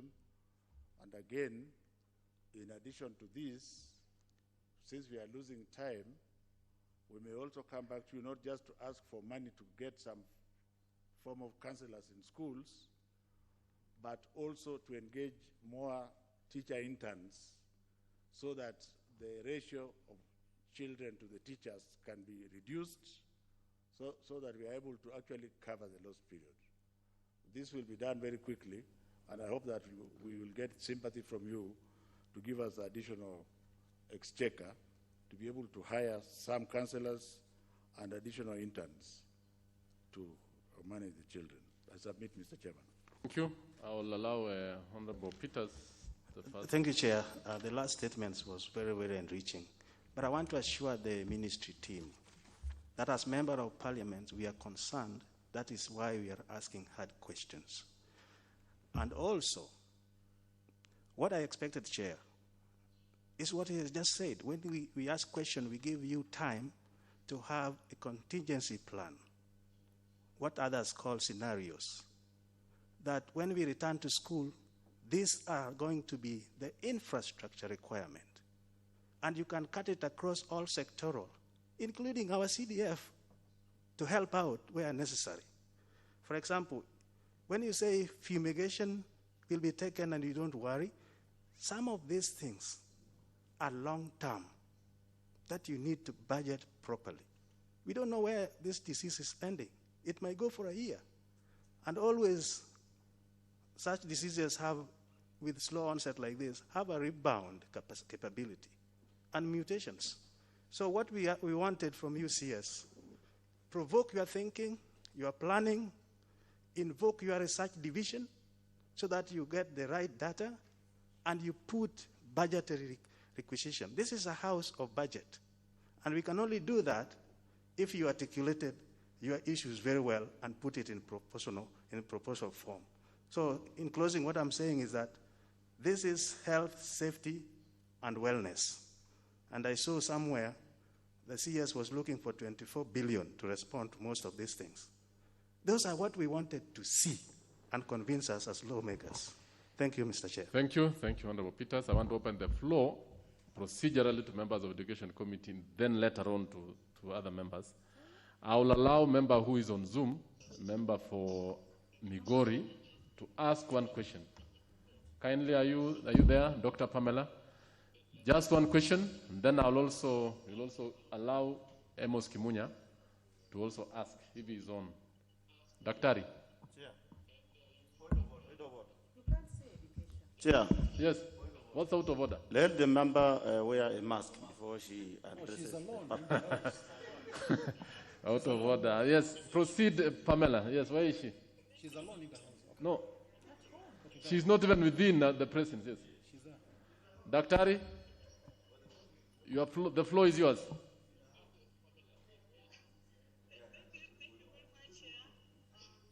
Hey, volume. The order. Yes, I can hear you, Chair, and thank you very much for allowing me to be part of this meeting Zoom. Yes, ask the question. Chair.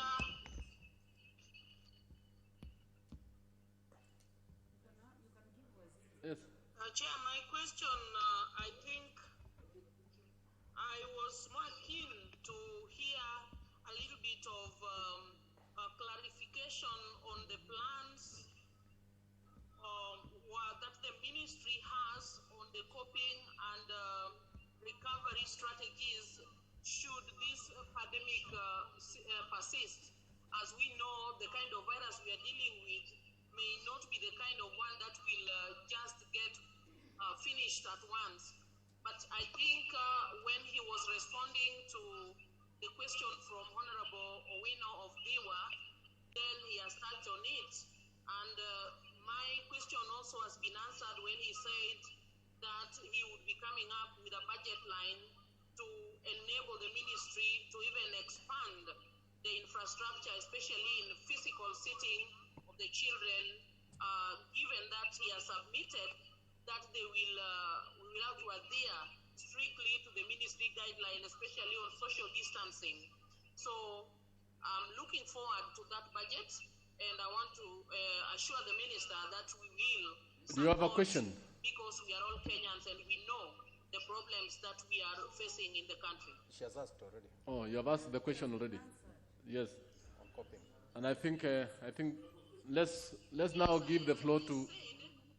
Let's give the floor to Honorable. Yeah.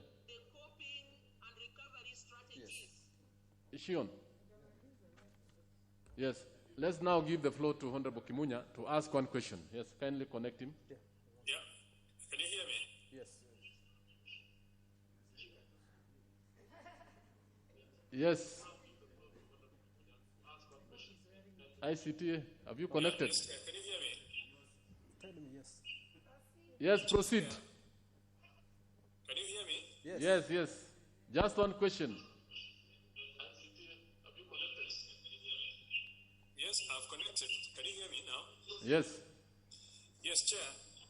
I just would like to ask the Minister, the CS, I know he talked about the private schools. And I'd like to ask that, given that the private schools, Somebody's mixing. the cost, and this has been adversely obviously affected. Let Pamela remove her mic, yes. Which has the ministry to ensure that these private schools do not collapse economically and obviously compromise the. Yes, proceed, Daktari. Are we having a clash?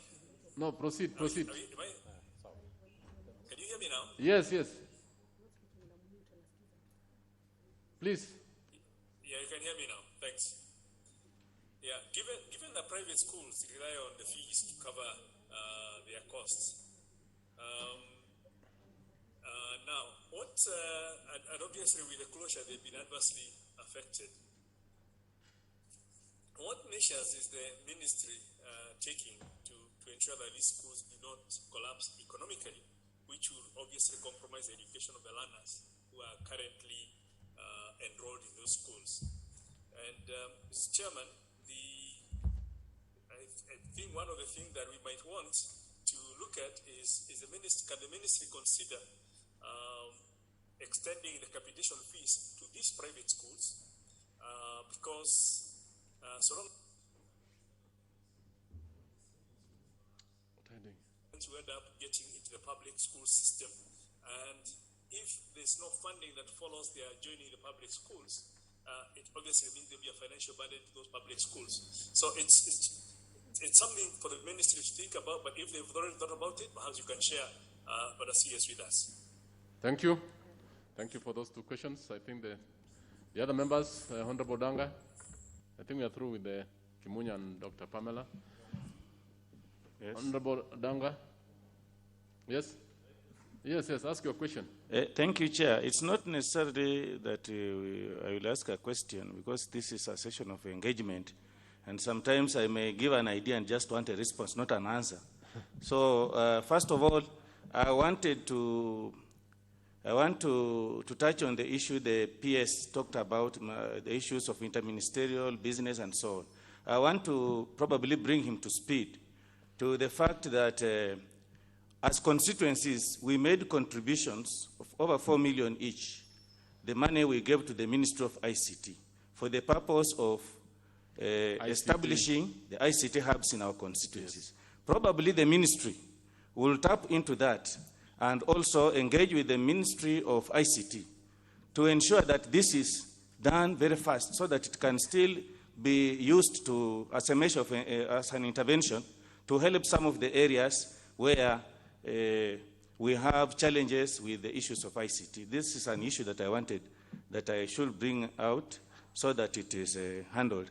And two, I want to inform the ministry, and I know that the ministry is also in a catch-22 situation, that there are some institutions in this country which have continued operating. There's one, and because I was confronted by a parent, they had kept a child in school, and the parent wanted the child back to go to Mombasa where the parents stay. But then when I continued prodding them, I rang the school and they said that the ministry had actually assessed the institution because it is keeping, it is like a school and a home care, you know, these institutions that keep the destitute children. And so the children are in school, but the ministry assessed, and then they were told that they ensure that they follow the containment, the precautionary measures that have been put in place. So these are the kind of things I would like the ministry, if it is true, that they communicate and they make parents aware, everybody aware, that this is the situation, because some of those children, like the destitute children, really may not have some place to go. And therefore, information getting out and reaching out to the public will be very important. Thank you, Chair. Thank you. Yes, Honorable Kogo, I think you asked a question. Or after Honorable Kogo, I will allow the CS to answer, and then I open the floor to the friends of the committee. Kindly. Yes. Yeah, thank you, Chairman, and thank you, CS, for the responses that we have had. At some point, when you began making your presentation, I remember you talked about a survey that was done. But from your responses, I have not heard anyone referring to those surveys, whatever information you got from those surveys, because I want to believe that out of that survey, that is what informs whatever you are doing in the ministry. Honorable Mushangi. Thank you, Chair. My question is goes to the issue of the partnership that the ministry, that KICD undertook with the radio stations. We have been told there are 35 radio stations that are doing online learning. And I want to ask what informed the choice of those 35 radio stations? Because there are some radio stations that are not, that do not attract a lot of following, and I saw some of them are listed. Are there associated costs with that engagement, and what informed the choice of the 35, or could it be done otherwise? Thank you. CS respond to that, then we open the floor for the friends of the committee. want to thank the members. In this lot, I will answer Honorable Amos Kimunya, the first question by Pamela, and the third one by Odanga will be handled by P.S. Bello Kipsang, and the last one will be handled by the Director KICD. Now, this is with regard to private schools. Honorable Kimunya is very right that it is the duty of government to ensure that the children, the Kenyan children and the 155,000 teachers in private schools do not lose their workplace. And our stand for the time being is that it is in order for the private schools to negotiate with the parents so that they pay fees that are reasonable for the content delivery that is being given, and also to take into account that the schools have to be kept well. There are non-teaching staff that have to be paid, and the teachers have to be paid. And I think it should be a win-win situation. I will not comment on the aspect of this matter that is in court with a specific entity in the private sector. But the Exchequer is tending capitation to private schools at this moment is very difficult. Maybe it is something that can be looked into futuristically, because usually you choose to leave the government system, which is free, to go to a private school if you think you can afford. So it's an issue that requires some futuristic engagement. Now, Dr. Kipsang, can you address the two others? There was a comment by Pamela, and then one by Odanga, which was basically a sweeping comment, but I would have wanted him to give me the names. But you answer. And then the Director of KICD should talk about the radio stations. Thank you very much, Chair. I think on the question by Pamela on whether we have a plan on coping and recovery strategy, already, Chair, I've indicated that we have developed an emergency response plan that we gave quite some engagement in how we move forward on 1, coping, 2, continuity, and 3 is the last part, which is going to be an acceleration of learning. So this has taken care of it quite well on the question of Pamela. And in fact, on the question also of, I think it was Honorable Opondo, on the issue of psychosocial support. This particular plan, on our page 10 of this plan, has come out very clearly on how we would want to deal with the question of psychosocial support to both our learners, our teachers, and even sometimes. Point of correction, Mr. Chair. I hope he meant Honorable Owino. Yes, it's Owino. Yes, sorry, Chair. Yes. And then on the issue of ICT apps, I would want to acknowledge that, yes, we are aware of what's happening at Ministry of ICT, and Ministry of ICT has taken us through, and we are working with them so that at a level that they think we require to provide certain content that is of educational nature, we are working with the Ministry of ICT towards ensuring that this is properly done and done well. Chair, I would want to be very careful on how we handle the issue of children homes, because we need to separate children homes which take care of children who may not be having a fallback of a home and learning institutions.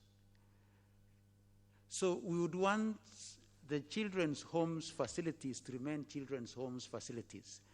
And we shall discourage the children's homes facilities being turned into learning facilities that will contravene what we have said and which may compromise on social distancing and all that which the Ministry of Health is telling us to do. But children's homes remains homes, just like the homes in which we are in. It is only that it may be catering for a number of children that do not have a fallback of a home. I would want to leave at that. But we have not authorized our officers to allow these children homes to continue as a school environment, because we have said that we suspended learning that is physical in nature, where there is an interaction between a teacher and a pupil, because we would not want to create a situation that this will be imported to a learner by a teacher who may be coming from an outside environment. And therefore, the children's homes will remain homes like any other home, but not used for learning in this particular time of COVID-19. Chair and CS, I think those are the two areas you wanted me to handle. Next, KICD, yes. Thank you, Chair. Thank you, CS. In one of the responses that the CS has given, he's given a list of all these 35 radio stations. And Chair and members, the criteria we're using to get them on board, we are making a broad appeal for these radio stations to come forward. And in all times we are running our programs or timetable, we put a word there, a statement making an appeal. These FM stations are the ones, and radio stations are the ones that have come forth to be able to offer our lessons. Then we give them our lessons free of charge, and they're able to air the same on their stations. Some are getting direct, and others also getting recorded. So, Chair, the criteria we are making is making an appeal to these community stations. And these that have come, they have not asked KICD for a coin. Neither have we asked them for a coin. But they are saying this is part of the contribution they are making to the public. And, Chair, we continue making that appeal to any other radio stations within the country that can be able to run our content. So, Chair, the criteria is appeal to the stations without necessarily looking at the profit they're going to earn from the content they're going to air. So we give them the content free and they air that to the children. Thank you, Chair. The questions, all of them have been responded to? Submit, Chairman. All of them have been responded. Thank you. Now I open the floor to friends of the committee. I will start with the member for Nyando.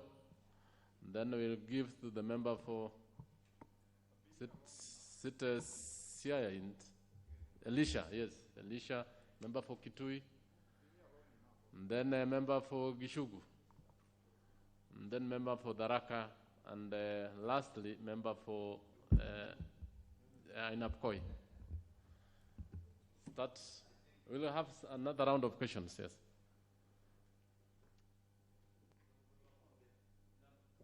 I thank you. I thank you, Chair.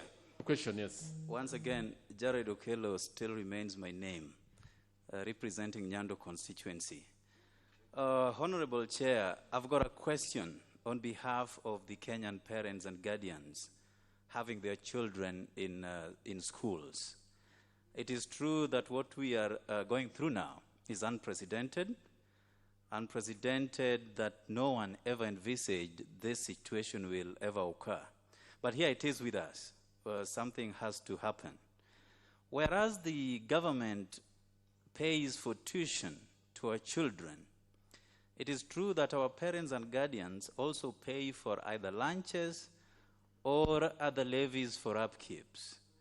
And when the ministry retreats to craft fees guidelines, one of the things that they consider, amongst other parameters, is the duration of stay in schools. But now that we are in this situation and we do not know how long our children will be with us in our homes, has the ministry considered, because the duration is part of their considerations, to at least slash part of school fees to cushion parents? Because, Mr. Chair, after this, the economy will plummet further, and we are likely to see an economic downturn never witnessed before. So one of the areas where we can help our parents and our guardians keeping children in schools is to relook and review these fees guidelines. So my question to Waziri is whether that has been on their table or has been forming part of their consideration going forward. And I thank you, Chair. Thank you, Honorable Elisha. And be brief, members. We still have a lot to go. Thank you, Chair. I start from the premise that we are partners with the Ministry of Education, because as members of Parliament, we invest much in developing the infrastructure that exists in school. But having said that, I listened to the PS. He has highlighted the number of radio stations that are being used to air the curriculum. Some of the considerations that were done by the architects of education was that education was supposed to provide the 4 skills: creative skills, cognitive, psychomotor, and normative. I am glad that students are at home, that parents then can focus on the normative skills and psychomotor skills. But what comes to my mind, the curriculum developed by the acting, being driven by the acting director, Dr. Mabonga, does that curriculum that is aired on radio, does it take cognizance of creative and normative skills? Because most Kenyan parents are more focused on cognitive skills without focusing on creative and psychomotor skills, which are very important. But then let me remind the PS, you are at the epicenter of budgeting. This is the epicenter of the Parliament. So I hope that my colleagues who have made those several requests to the Ministry of Education in the Committee of Education will support the budget that will be presented to them by the ministry, so that the Kenyan child can be able to be taken care of. But having said that, I highlight the issue raised by Honorable Kelo on school fees. I think first term is okay, yes, that we close the schools earlier so the fees can go. But the second brief, term, Honorable Isha, let me finish, Chair. Yes. I'm finishing. Yes. The second term, maybe we can consider, the minister can consider reducing the school fees if the term is reduced. But let me end by saying what Kwame Nkrumah said. Sometimes when you want to help somebody, you must hurt them. Don't focus on the pain, look at the intention of your heart. Thank you. Thank you. Other member for Tharaka. Thank you, Chair. And for clarification, Mr. Chair, yes. I'm the member for Tharaka Nithi. Yes. Not Tharaka, because yes, we have another member for Tharaka. Yes. Thank you, Chair. Chair, all the members who are sitting in this house, or who sit here, including yourself, we consider the vulnerable, the poorest of the poor. We know we have parents who can afford anything and everything. There are those who cannot even afford a meal in a day. My question is very simple. I'm requesting the ministry, if they can consider supplying the radio and the dry cell to the vulnerable and those who are very poor, because this is a situation which is, it has not been there. It is a unique one. So can the ministry consider supplying a radio and a dry cell to those poor families, Mr. Thank you. Member for Gishugu. Thank you, Chair. We all appreciate what the pandemic has really put this country into disarray. We are on the same page, and I appreciate that the CS cannot be able to give timelines as to the period or the time that the schools will be opened. At the same time, I believe he can also not be able to give time as to when exams will be done, because the pandemic is not time-bound. We don't know how long it will take. My question is, because exams are not, as he's already answered, exams are not the only way of learning, but it's the only way to gauge performance for progression to other levels. What if the pandemic takes a time, such a time that it will not be possible also to have exams this year? Because it might take, I'm praying and hoping that they can even disappear today. But we don't know how long it will take. And he's right to say he can also not tell us when schools will open. Then, does the ministry have a plan B? Because where there is no clear way, there must also be another thought, or the ministry should be preparing for another thought, if it will not be possible to do exams this year, because we don't know how long this pandemic will live with us, although we pray and hope it will disappear as soon as possible. Thank you. Thank you. I want to ask members that certain questions have been asked. If need be, you don't need to ask them actually, because they have been clarified over and over. Honorable Chepkut, and then we come to member Honorable Nyamai. Just one question, yes. Okay, not even a question, Chairman. Since, Chairman, you are one of the top-notch teacher in the Republic, I do appreciate that you are competent, you are consistent, you have networking and discipline. Professor George Magoha, you are a top-notch. You are a great man. But I want to tell you today, but be receiving phone calls for our honorable members. They love you, but at times you are too busy. I don't know what's happening.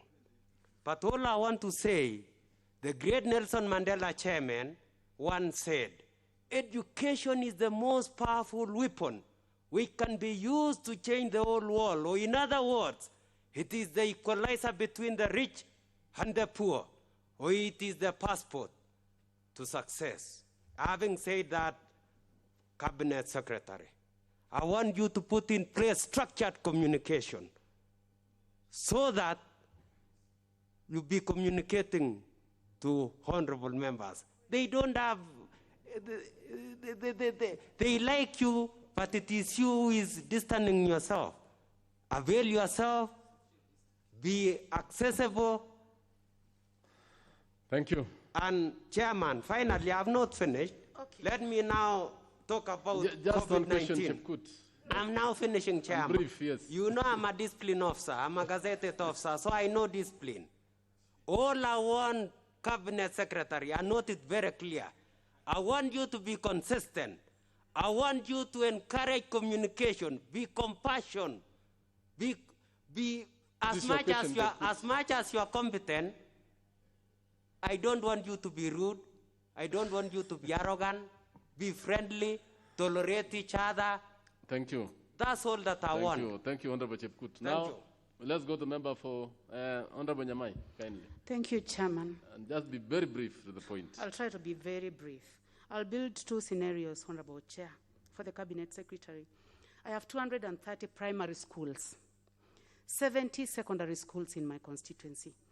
More than half of those schools have no power. And almost half of them, I said they do not have electricity and they do not have network, telephone network.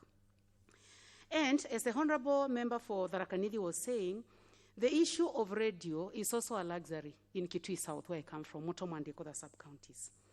And I would like just to tell you that this approach that is being used may not be able to reach 3 of my wards successfully.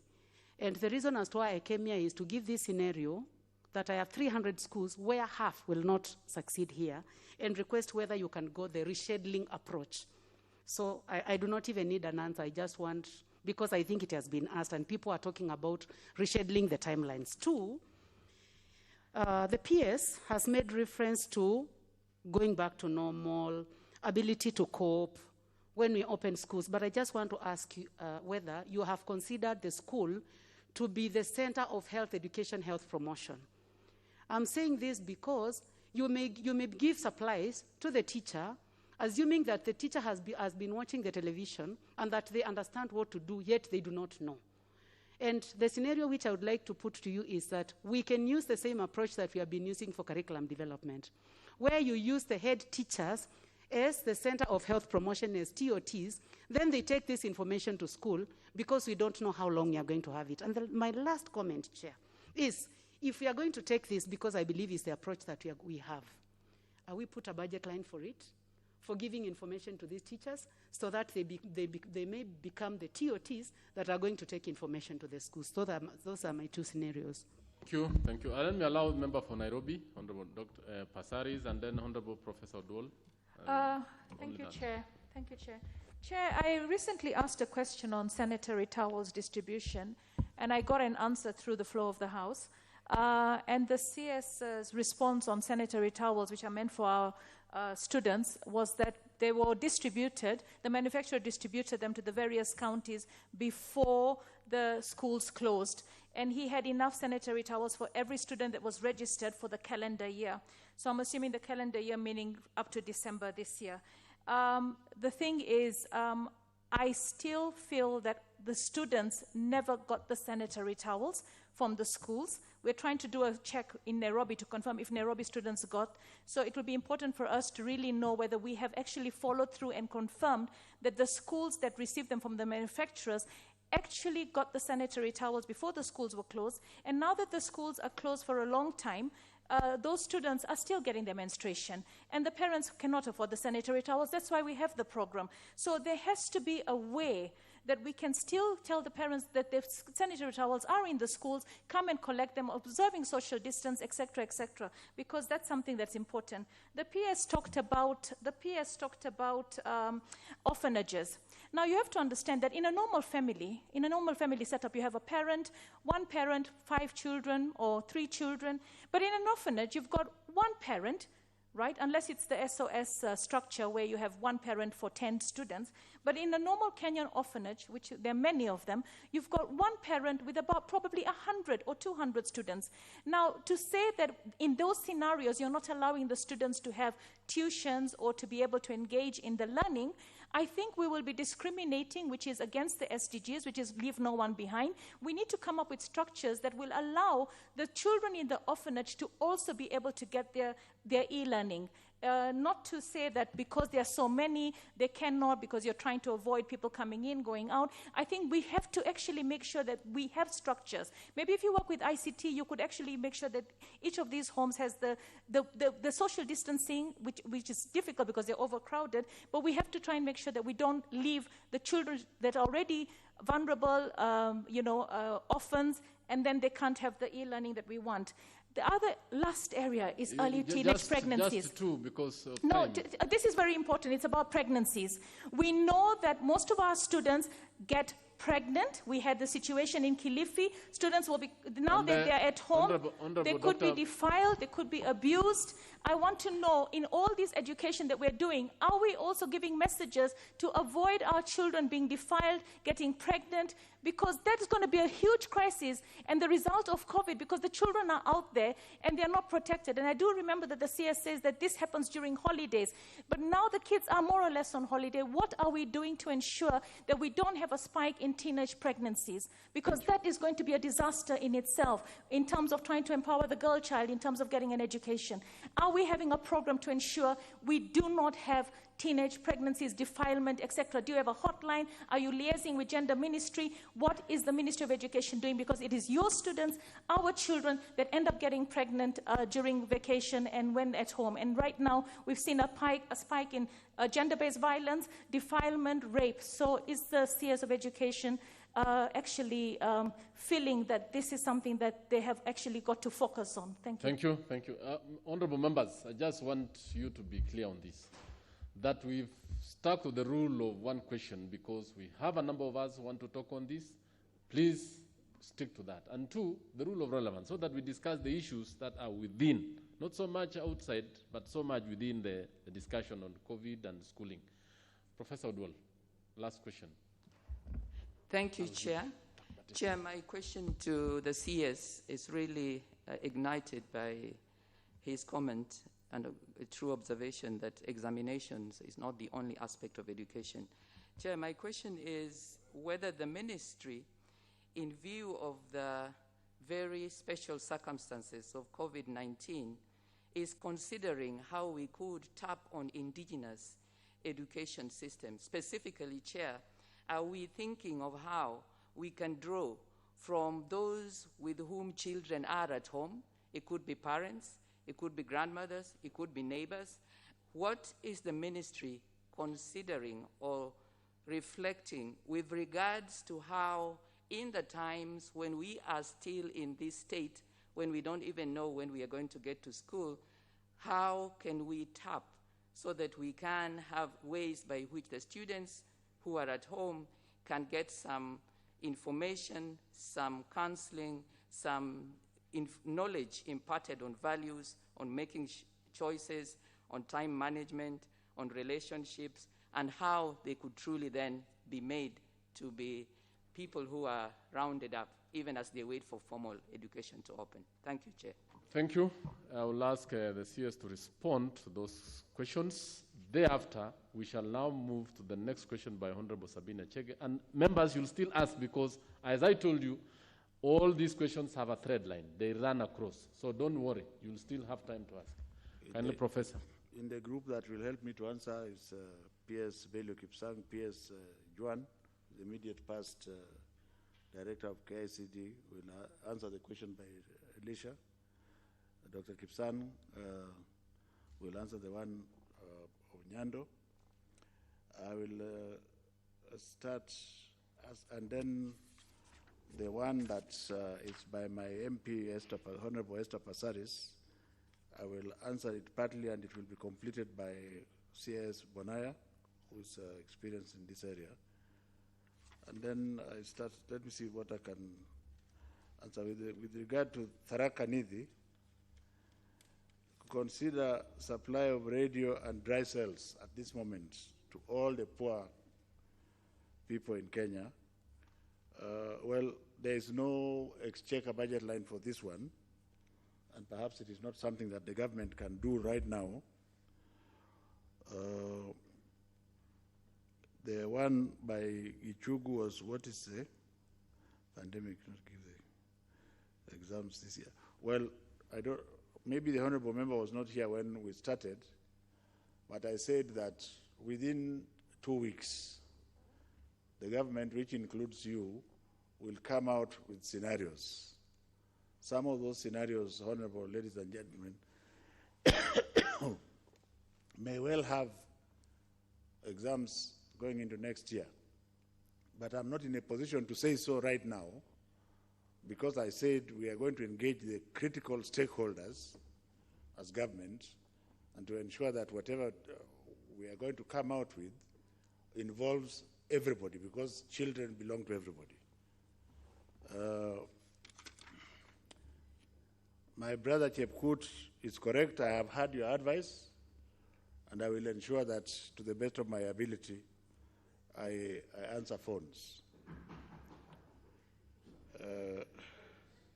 The one for Honorable Nyamai will be dealt with by Honorable Bello Kipsang.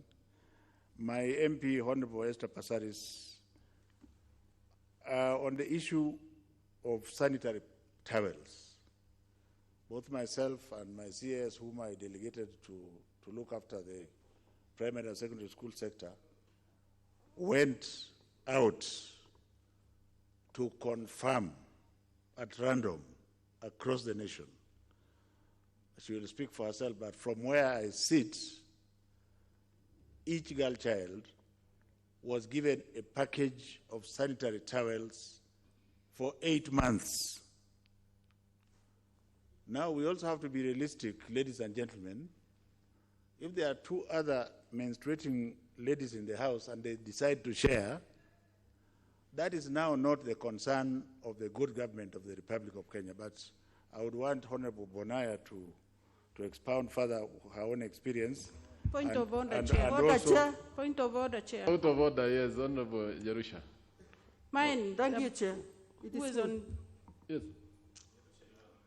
Yeah. Yes, it's actually. Thank you, Chair.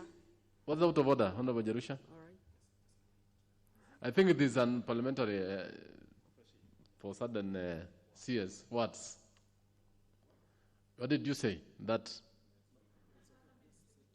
2 or 3 You say 2 or 3. I want to withdraw anything unparliamentary. Yes. What I meant. Withdraw and proceed. What I meant was that because of African culture, every female was given a packet lasting 8 months. I personally inspected. I wasn't told. Now, if the female goes home with that package, and there are other females and they choose to share, Mr. Chairman. Chair, point of order. No, but it is the truth. Yeah, but Chair, sorry, I wanted to find out from the CS. When was that? When the girls were given the pad? When was it? 8 months starting from when? Yes. Before the schools were closed? Let us see. It's just on the point, yes. Allow him to explain it, yes. Mr. Chairman, the pads were delivered just before, around from November to December to January. And they were delivered through a very elaborate system, because you all know that the honorable ladies of this house came to my office and I promised them that I shall ensure that those pads were delivered. And I've been to certain schools, even in your area of jurisdiction, honorable member, and they got the pads. Including Tharaka-Nithi County? Yes. No. Order members, order members. The CS on the floor, and he was explaining how he is doing the distribution. CS, are you on the floor? Thank you. Yes. Thank Explain clearly when and in which mode of distribution did you use to reach all the schools so that it is actually understood. And if need be, this is an issue which I want the CS to do. You give us a list of the distribution and how they read the schools and the distribution points so that it is very clear and members who are representative of the people can reach and verify from the ground. Is it? That would be in order. Kindly, CS. Thank you, Chair. Thank you, CS. On the matter of sanitary towels, our distribution point has been schools, and it's at the school level that girls receive this package. And just before COVID, this happened to all schools. The pads were delivered to schools, and within the schools, then the administration was able to distribute to each and every girl. So in terms of providing lists and further details, that can be done as you requested. The other issue is on the pregnancy of teenage girls. I want to say that this is a concern, of course, especially at this time when children are at home. It's been quite easy to monitor this in the context of school environment, because the administration is there, and we've been working very closely with the provincial administration to ensure that every girl is in school, and if there's any challenge when it comes to pregnancy or early marriage, within our 100% transition framework, we've been working very closely with every stakeholder to ensure that there's no girl who misses class because of such a challenge. But now, considering that they're at home, we also expect the rest of stakeholders, including parents, to come on board to work very closely with us to ensure that our girls are safe wherever they are within their homes, and to also educate parents when it comes to how we can engage not only the girl child, but everybody else, since home is now where learning is taking place.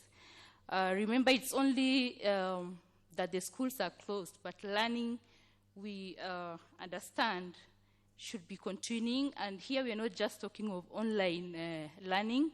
I think as parents now we have a responsibility, because parents are now the go-between the school, I mean the teachers, and the children who are at home. So in terms of even their safety, we all have a responsibility that we need to take up and collaborate to support each other on these, and also to ensure that once we are out of the woods, then there is safe return of all our children, including the girl child. Point of order, Chair. What's out of order, Jerusha? Chair, let it go on record that in Nyamira County, our schools have not received the sanitary towels. If they were delivered when the students had been sent home because of the COVID-19, then maybe. But surely, as representatives of the people, that is what we get from the ground. So I think the ministry has given an undertaking, and I think the CS, you need to note that the undertaking is that you need to provide very clear information, especially on Nyamira and all the counties. Let me just say this, not even Nyamira alone. Mr. Chairman, all the counties, yes, yes. Mr. Chairman, it will be done, and woe unto he or she who has stolen sanitary towels for our children. That's it, because me, I went to schools at random, many of them, and I was not talking to the teachers. Yes. I was talking to the children themselves. And therefore I went to sleep, because if the children have got the pads, so what? Thank you. Member for Nairobi, any issue? Yes, Chair, I have an issue. You know, sanitary towels in And the be last... brief. Yeah, be brief. Sanitary towels is a very important issue. We're budgeting a lot of money on sanitary towels. It's for our most vulnerable girls. And as a country, we're actually put in the forefront as having been one of the first countries to provide sanitary towels for its girls. The problem we're having, CS, is when we were doing the distribution as women reps, we were making it a very public event. So everybody knew that the sanitary towels were being distributed. I was asking in relation to COVID. Now, having heard that you actually started delivery from November to December, the fact is the ministry has so many social media portals. When you made this delivery, we should have made it public. We should make it public so we can avoid corruption and we can ensure that our children actually got the sanitary towels. I think the ministry will actually be able to realize now that maybe the sanitary towels never reach all the counties, all the constituencies, all our girls. Chair, yes, Chair, thank you. I think, honorable members, I think the CS has given an undertaking. Order, Honorable Ngata. The CS has given an undertaking that he is going to give out a list, he is going to inform you, and if need be, even as members of Education Committee, we had taken an undertaking before COVID to visit schools and verify in person as members of Parliament to see which schools have received, which ones have not, so that we write a report and bring it before the House. So kindly, for purpose of progress, let us have it at that. So kindly allow us to answer the remaining questions, and then we proceed to the last question by Honorable Member from Muranga. Honorable CS, other remaining questions. Be on record, your mic. I have to learn to be a parliamentarian, Mr. Yes, Chairman, yes. because the request by Honorable Member for Kitui South, Honorable Nyamai, is very reasonable to ensure that our teachers help us to control the COVID-19. And I hope, Dr. Kipsang, we should provide a budget line. Then I would want to ask Dr. Julius Juan, who is the immediate past director of KICD, is because he knows the history, to answer my own MP, Honorable Elisha. Dr. Juan. After that, Dr. Bello Kipsang will close it by answering the Nyando MP. Honorable. Thank you. Thank you, Chair. Thank you, CS. Thank you, honorable members. The question by Honorable Member for Game was fairly technical, but Chair, allow me to mention that when you're developing curriculum, we take three things into consideration. What we call the psychomotor, which now in the context of CBC, in simple terms, we call it the hands. We have the affective, which we call the heart, and the cognitive, that we call the head. Now, in the process of developing curriculum, all this is taken into consideration, but honorable members, you will agree with me that the reason why the matter of e-learning is very emotive is because in the current education system, we spend more time on the cognitive and focus on the exams. And that is why you notice that we almost 100% relate learning to exams. Yes, technically, we know that learning is not necessarily for exams. So when we develop the curriculum, all the areas are taken into consideration, And in the context of the ongoing e-learning, all those parameters are embedded, and if you take time to watch Edu Channel, which is now even on DSTV, or you listen to the radio, or you use your phone to access, you will see that as learning takes place, there are always embedded skills, values, and ethics that are within the learning, and especially in lower primary up to grade 4 within the context of CBC. And within the context of CBC, we also have the parental empowerment and engagement, which is, we developed guidelines and has been distributed by the Parents Association, which also empowers the parents on how they are supposed to support the learners, regardless of whether you learned or been to school or not. And also, we should not forget that actually learning takes place even if we have our children during the holidays. When you talk of responsibility, when you talk of values, when you talk of ethics, I think that was raised by Honorable Member Professor Oduol, all that is embedded in what learning is supposed to be.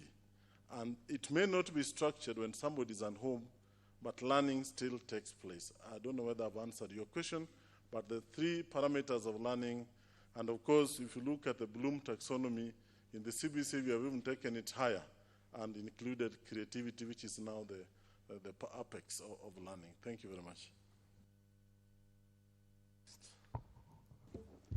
Thank you very much, Chair and CS. On the question of Honorable Nyamai, yes, I would want to assure the Honorable Member that as we talk here in today, the capacity building of teachers and making them be able to be part of this particular process of COVID-19 is one that has been budgeted for. In fact, it's the only one that I can almost confirm now that we are funding on this particular item of ensuring that we are able to optimize on the capacity of our teachers and more so the ed teachers as part of the coping mechanisms of this particular pandemic. The other one which I just want to touch on is the one of Honorable Pasaris, is that the children homes is a home. So they are able to benefit from the other learning environments that other homes benefit, including the e-learning.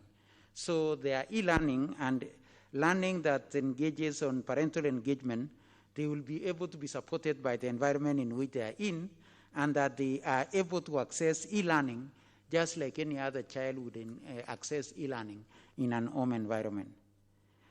On Honorable Okello, I would want to say that we shall be, as the Cabinet Secretary has said, is that we shall be able to come out with scenarios on how we move forward on this particular situation in which we are in of COVID-19 and learning, and the question of reopening schools and having continuity in both learning and the eventual assessment of our children. And when those particular scenarios are put in, we shall be looking at the learning load that is expected of us between the time that we are picking and the time that we would want to do assessment. And out of that, we shall be able to make informed decisions on how the school fees and all other funding that come out of that will go towards these processes will be dealt with. It will not be, at this point in time, be the right point to say that we are going to reduce the school fees or we are going to maintain in what it was. But these are engagements that we shall be able to put ourselves into once we go into the scenario setting, as the Cabinet Secretary has said, and once we enlarge our scope of engagement in terms of the stakeholding that is there.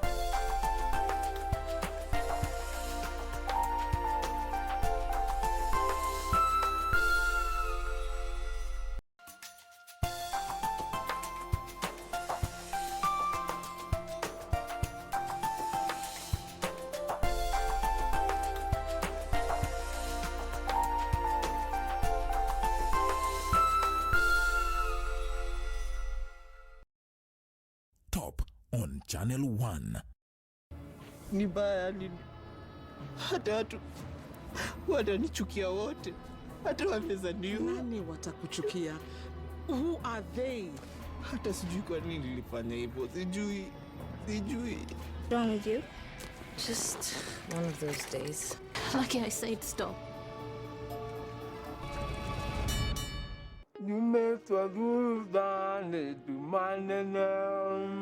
Na nikuulize, kwani mtu akiwa live apeagu pesa? Nataka uendanishe na Chris, umzindikishe. Wacha nibaki hapa nikiongea kama wafauru hata ikiwa koda kibarua tutaonana. Hebu jaribu, keti hapo. Kai kama nike.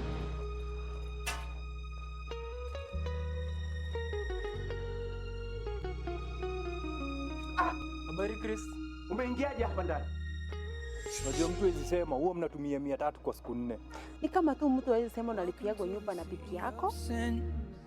Virusi vya korona vinazidi kuenea haraka kote ulimwenguni, na kwa sasa hakuna dawa au chanjo ya kuzuia. Husambaa wakati vijitone kutoka kwa mtu aliyeambukizwa vinaporuka akiongea, kukohoa au kupiga chafya. Vijitone hivi hutua kwenye sehemu ambazo mikono hushika na huwezi kuviona, lakini hata kama huvioni haimaanishi kuwa hakuna, na unaweza kuambukizwa unapogusa uso wako, pua, mdomo au macho. Ili kusaidia kuzuia kuenea kwa virusi hivi, sote tunahitajika kufanya mambo matano. 1. Fuata hatua hizi: kuosha mikono yako mara kwa mara na sabuni na maji kwa angalau sekundi 40. 2. Funika mdomo wako na kiwiko wakati wote unapokohoa au kupiga chafya. 3. Usishike uso wako. 4. Epuka sehemu zenye watu wengi. Weka umbali salama baina yako na wenzako. 5. Kaa nyumbani ukiweza, hasa ikiwa una dalili zozote za ugonjwa. Kwa maelezo zaidi tembelea www.who.int.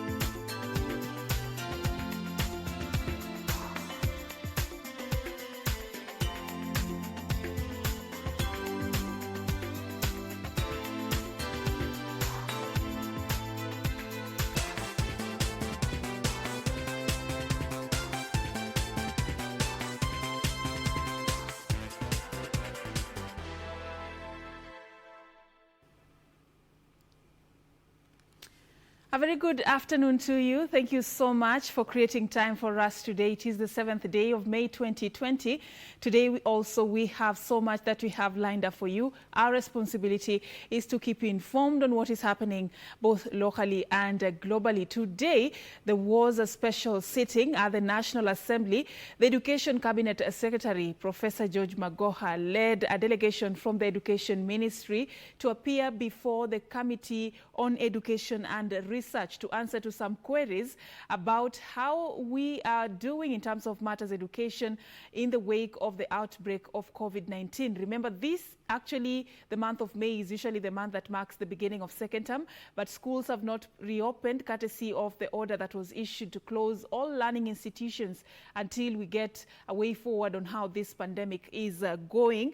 But then today, among the key issues that were discussed at that particular Senate sitting was how we are adjusting to the digital learning and how practical it is to all learners in Kenya. Concern being raised about the thousands of learners in remote areas and from vulnerable communities that have been left out because they cannot be able to access digital learning. We will be telling you more details about what the Education CS had to say in this comprehensive news bulletin, among other stories on how we are doing in terms of combating COVID-19. Welcome on board. My name is Safin Achieng Oma, and our sign language interpreter is Lucy Mwaura.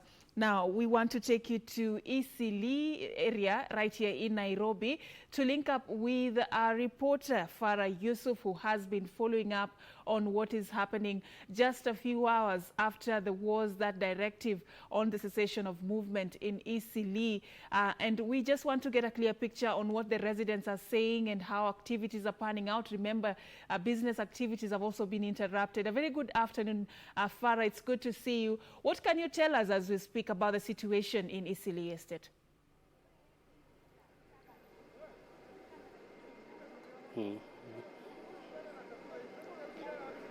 Thank you, Safin. We are at the Pumwani roundabout right now.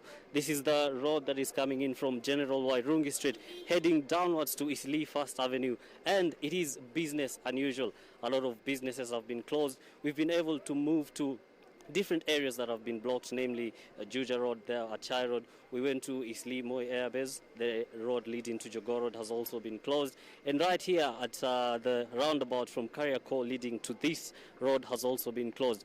We were able to speak to a few of the people, in particular a truck driver that has told us that he was stopped when he came to park his truck right here at a parking bay that they have next to Eastleigh High School. And this truck driver says that he lives in Eastleigh Section 3, but due to the blockade of the roads that has been placed, he's not able to go to his home.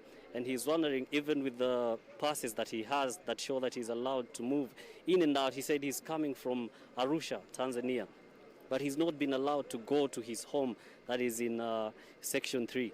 There's another woman that we spoke to who is a business lady. She says she owns a shop, and she said ever since the cessation was announced yesterday and the directive was made by the government, her shop has been closed and she's not able to do business, and it is affecting her. So she really is calling on the government to help them. Most of the residents here are saying that they feel that they've been pinched by this, and they feel like whatever is happening right now is being directed to them. If my cameraman can pan, we can see the police presence here who are blocking people from coming in to Eastleigh and moving out. And that, Safin, is the situation right here at Pumwani. Back to you in studio. All right, thank you, Farah, for that update. As you can see as well, Eastleigh area that is usually a beehive of activities, it is one of the economic hubs right here in Nairobi. Today, what you see is quite a number of, a situation that is different from what we're used to.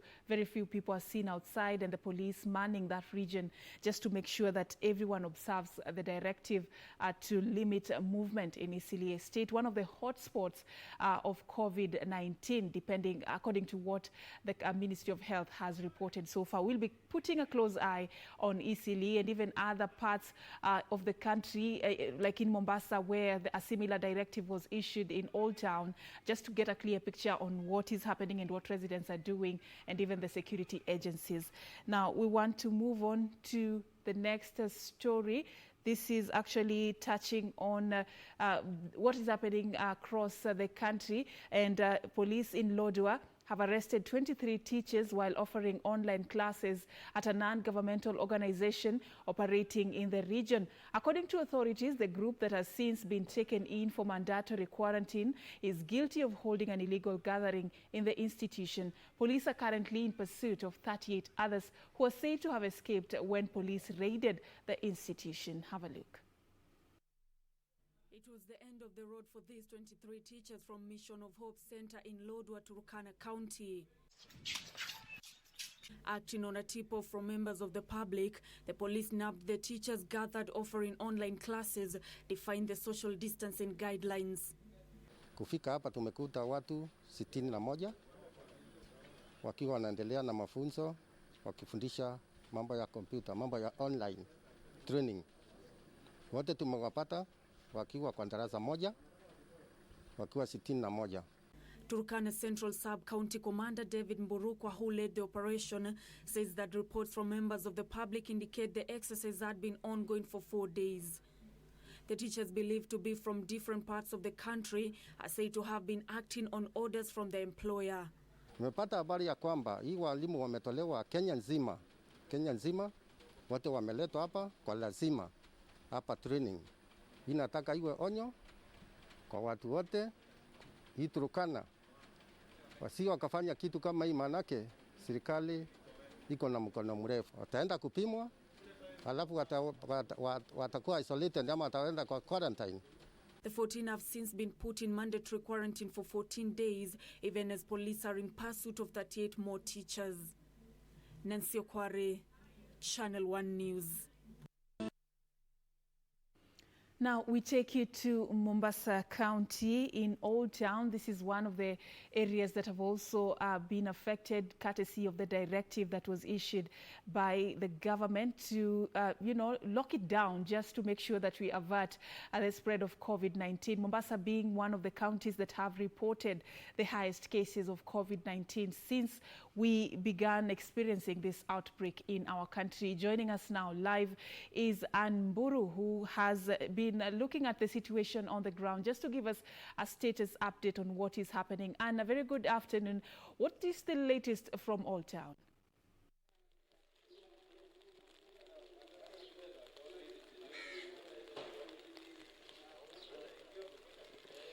It is a good afternoon here in Mombasa County. As you can see, it is a rainy afternoon in Mombasa County. And a very good afternoon to you, Safina Cheng, in studio.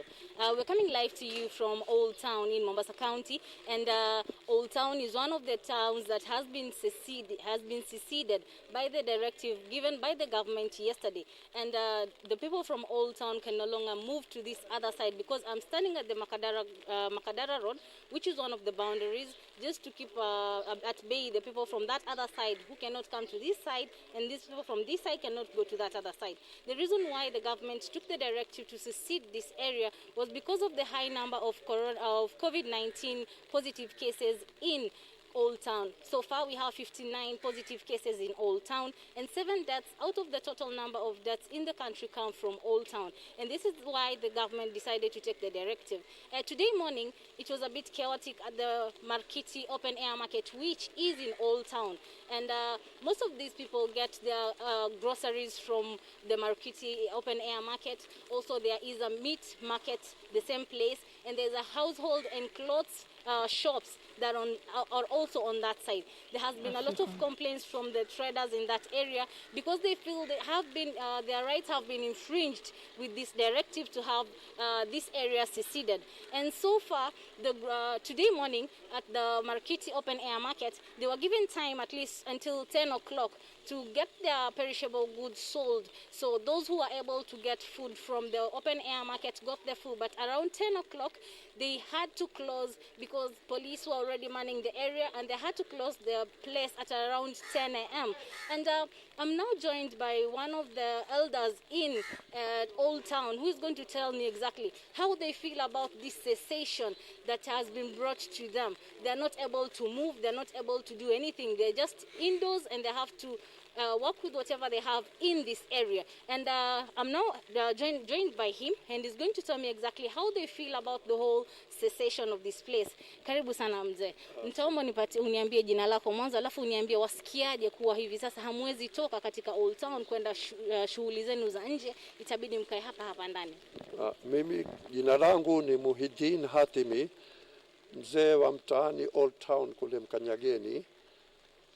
Sisi tumepata ghafla sana hii habari ya kuambiwa tutafungiwa mchana. Kwa hivyo watu wengi hawakujitayarisha kuweka chakula cha kutosha.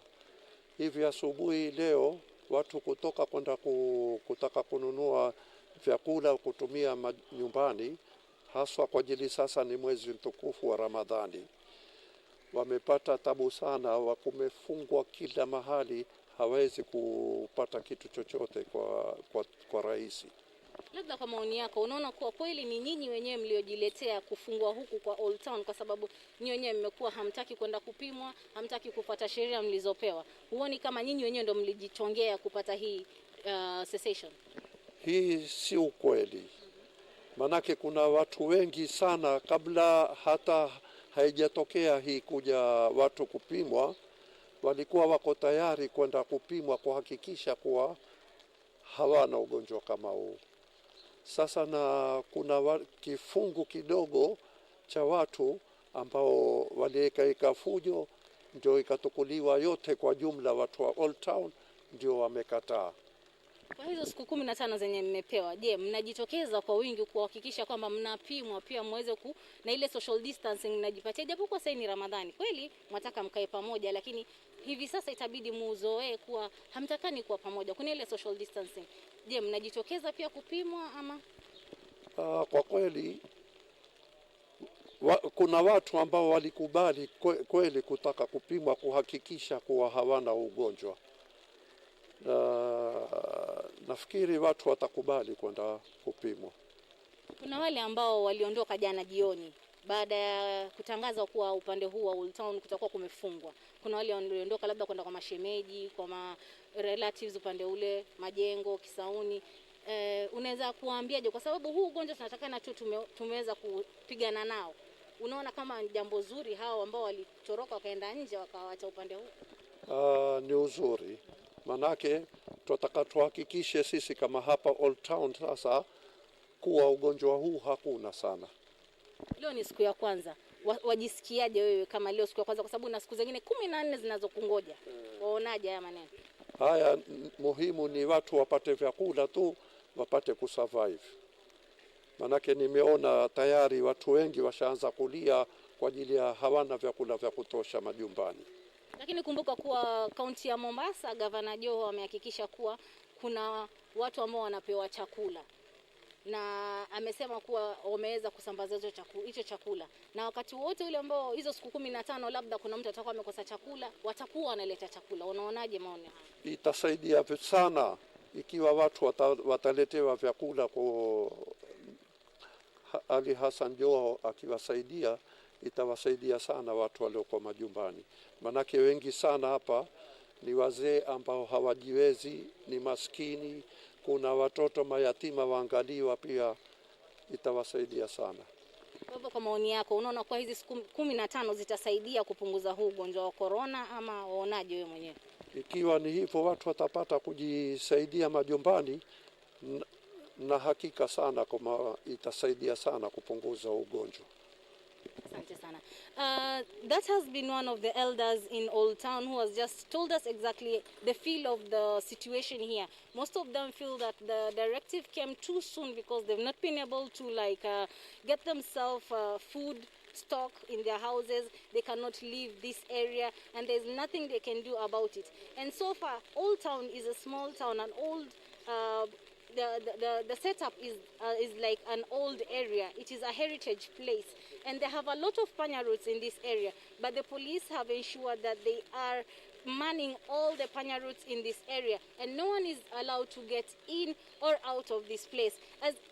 Just as my cameraman can pan, and I let you see that where I'm standing is in Old Town, but immediately where my colleagues, as you can see, that is the boundary, and that other side, they're not able to go to that other side. So anyone who's on that other side can just talk to one of the police officers who are here to get the message to the other person in Old Town. And that is the current situation that we have seen in Old Town. And it will go on for the next 14 days.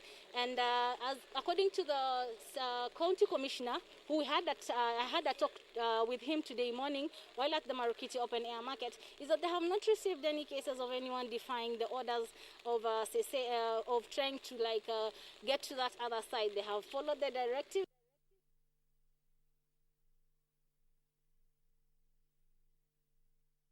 Thank you, Anne Mburu, for painting a picture for us, and we really do apologize. We lost you there as you were just about to, tell us more about the situation on the ground. But we've grasped how the situation is in Old Town Mombasa, and according to pictures you've seen, and even the report from our very own Anne Mburu, there is no movement in Old Town. Movement has been restricted. You cannot leave or go into Old Town, just like Eastleigh. Old Town, as at yesterday, recorded 18 new cases of COVID-19 in the last 24 hours, as at yesterday when the announcement by the health CS was issued.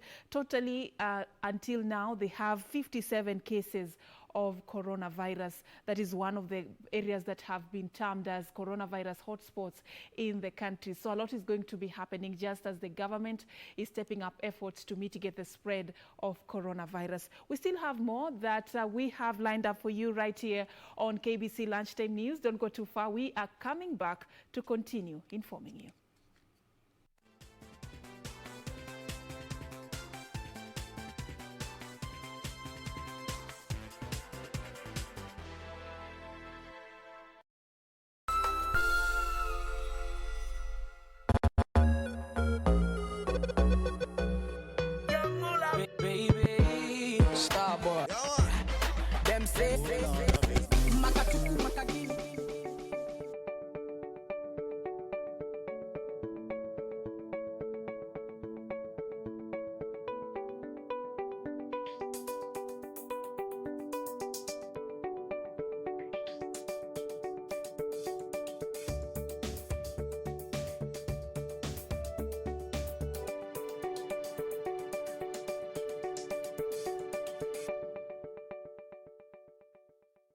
Next on. Nisangapi natoka makaburi gani? Masishana. Semkeo.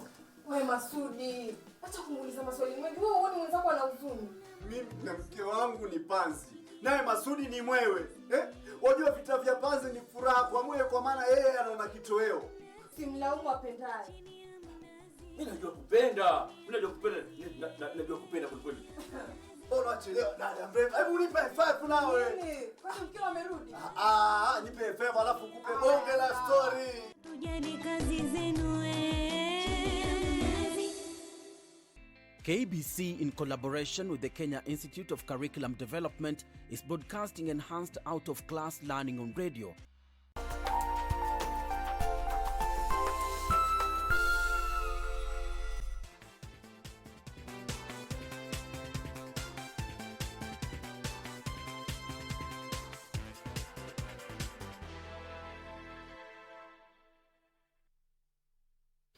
Welcome back, and thank you for staying with us. Now, as we continue to battle the coronavirus pandemic, there has been a group of people that have since been termed the frontline soldiers in this war against COVID-19. I'm talking about the health workers, but a lot of issues and challenges have also cropped up in their line of work. We had them just a few days ago issuing a strike notice, giving a 14-day ultimatum that elapses on the 18th of May, saying that there are quite a number of issues that they want addressed if they are to continue working. And this include issues to do with wanting personal protective equipment and issues that touch on allowances. Right now, our reporter Beatrice Gatonyi has been following up on what they have to say. Today, they were expected to be making an announcement on this particular matter. Gatonyi, what are they saying? What are their concerns this particular morning?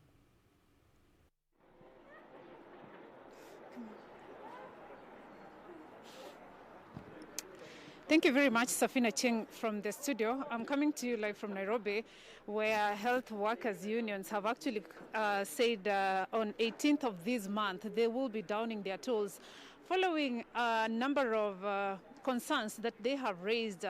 And it has been weeks of calling for dialogue by these unions. By the to dialogue with the Ministry of Health concerning a few issues that they have raised. And actually one of the issues that has come out strongly is concerning the allowances that have been given to the frontline workers who are actually fighting COVID-19. It will be a tragedy if actually this strike will go on 18th of this month.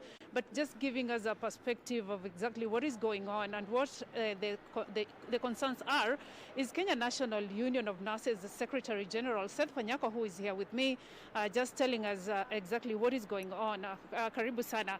What are these issues that you're calling for dialogue by the Minister of Health? Yeah, first we want to be very categorical that we have flatly rejected the allowances as approved by the Salaries and Remuneration Commission.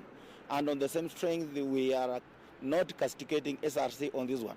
Because in the SRC circular approving that, it says clearly that it approved what had been presented to them by the Ministry of Health and, of course, Public Service. But the Ministry of Public Service also may not have the ability to decide the level of risk that is all health workers have. So that one is something that was actually proposed by the doctor sitting in Afya House. We are saying we reject it because, number one, when you look at what Dr. Alfred Mutua did in Machakos, he evaluated the level of risk that health workers are exposed to. Yes, we are all frontline health workers, but the level of risk varies from one health worker to another, from the same cadre but where you are stationed. For example, you take a doctor working in Afya House, sitting in Afya House and taking tea of 89,000 per day. He's going to get 20,000.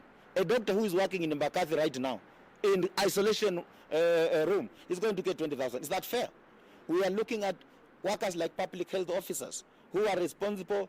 Their responsibility is to fumigate the dead bodies and also the areas to ensure that and also to go and dispose these bodies. And they're also involved in contact tracing.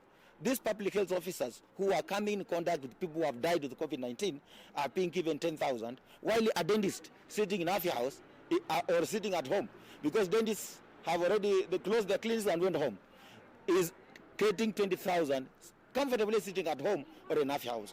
What is the rationale behind that? Look at pharmacists, for example. Pharmacists to that degree, they are getting 20,000. A pharmacist with a diploma is getting 10,000 shillings. The question is, if a pharmacist with a degree gives a drug, and that drug is going to affect a patient, and maybe the patient dies or is incapacitated and is going to face disciplinary procedure, is his disciplinary procedure going to be meted on him higher than a diploma nurse, if he does a diploma pharmacist, if he does the same mistake? The answer is no. So we must be objective, and that's why I'm saying Dr. Alfred Mutua was the right person to advise these people, because he said that if you are working in an isolation room, whether you're a doctor or a nurse, 25,000. The other frontline health workers, 20,000 shillings. Others 15. Then the list was 10,000 shillings. And Dr. Mutua had already factored this money. Now, you are telling us that now, because of this circular, Dr. Alfred Mutua is going to be forced to follow what Afya House has done. We are saying the cartels in Afya House must be broken. We are not going to look back, and our issues have not been addressed. We raised the issue of risk allowance, which we want harmonization. That has not been addressed. We have raised the issue of upgrading. They have upgraded doctors. The entry point for a doctor is now job group N from school, while the other degree holders are at K. 4 job groups are bad.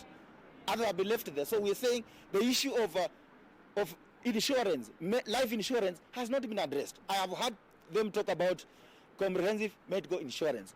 Comprehensive medical insurance is not a privilege. Money for health workers was taken away from the salary in the name of medical allowance. That money was topped up by the national government before devolution, which brought up comprehensive medical insurance for civil servants. So, Secretary General, what are you saying? What happens between now and 18th? What are you saying? Between now and 18th, you are going to see more activities from our branches on the ground. And I can tell you for free what the government is going to do. On Friday, Ministry of Labour will issue a letter declaring the strike illegal. Before Monday, either Sunday or Saturday, Sunday or Saturday, you will see an order coming out from the cartels telling us that the strike has been declared illegal. I'm telling the judges of this land, we have been asking these people to engage us. If these cartels come there, don't give them orders. Tell them to come and negotiate with us. What are they doing right now? They don't want to engage us because they know what will happen. They know on Friday, Minister, Cabinet Secretary for Labour will issue a directive declaring our strike illegal. That's next Friday, not this Friday. Then it will be followed by the cartels going to court and obtaining orders, declaring our strike illegal. We are telling the charges are Kenyans. They know what we are going through.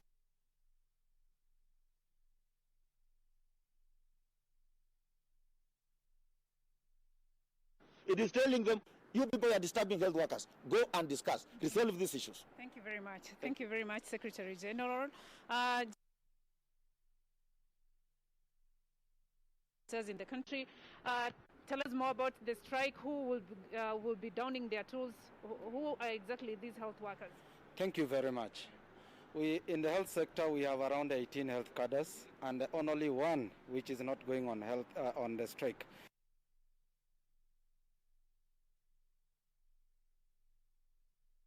That is what the health workers have to say this particular day, still complaining about quite a number of issues that touch on how their working environment is at this particular time. Now we want to take you to the Western region to link up with Achola Simon, who has been following up on the flooding situation.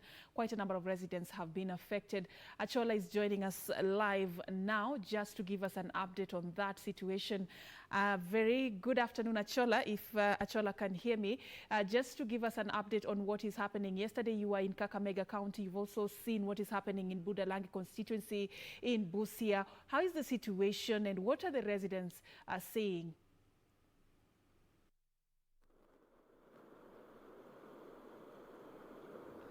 Well, thank you very much, Safin. Indeed, you're still in Budalangi. We are keeping a keen eye on exactly what is happening here in Budalangi.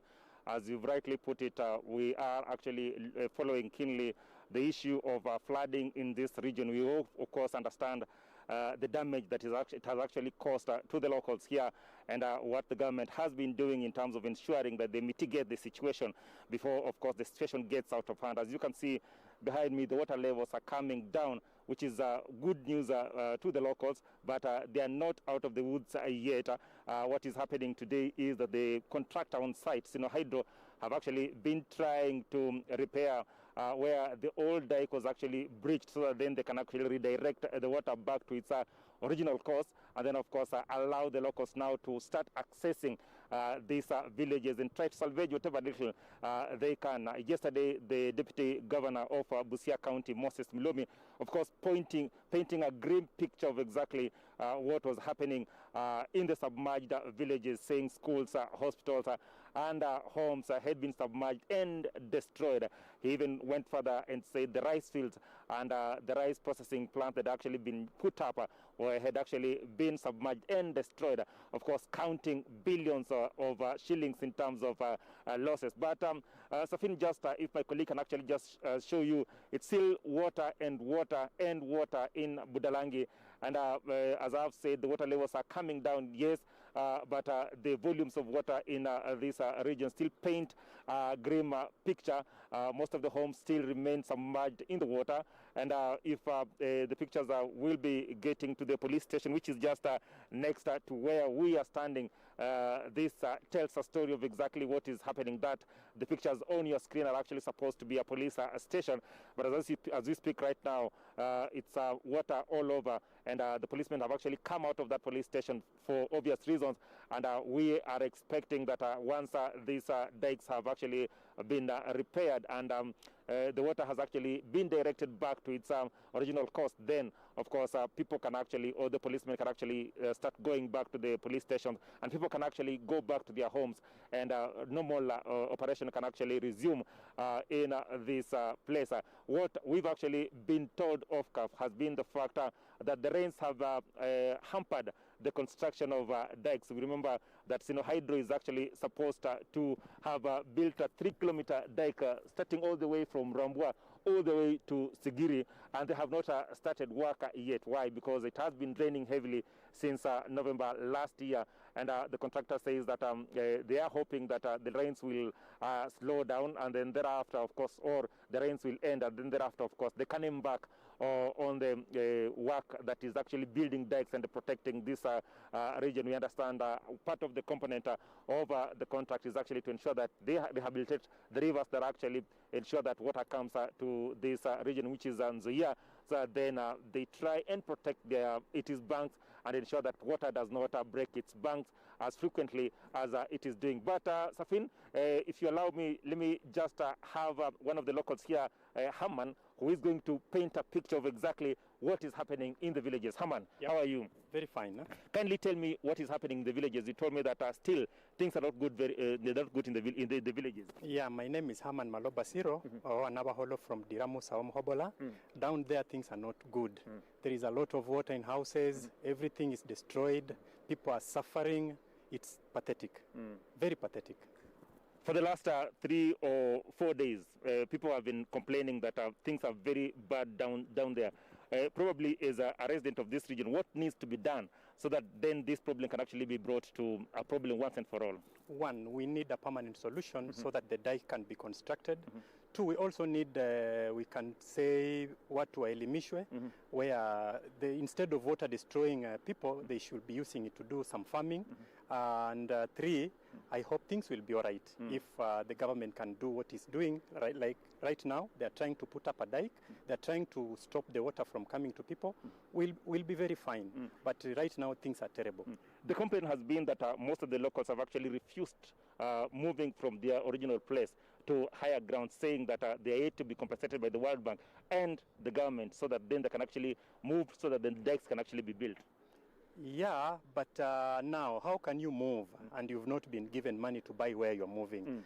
But we are ready. We are ready if the government pays people. People are ready to move so that the work can continue, the work can go on, so that this problem cannot be seen. Yeah. This is the worst you've seen over the years, you've told me so. Yeah, we had one in 2011, but now this one is too bad. Too bad. Yeah. Thank you, Herman. Thank you. Safin, that is Herman, a local here, of course, painting a picture of what is happening in the villages and, of course, saying that there's need for the government to actually come up with lasting solutions and, more importantly, also to ensure that locals will actually be utilizing this water for gainful activities in this region. Back to you, Safin. Thank you, Achola, for that update from the Western region. You can see for yourself how the situation is like as the flooding situation continues. Now, the devastation caused by the ongoing rains continue to be felt across the country amid reports of more fatalities in parts of the country. 7 people are said to have been swept away by raging waters in northern Kenya, while 1 person was buried alive. The weatherman has warned of sustained rains over the next few days. Caroline Kamau gives us more details.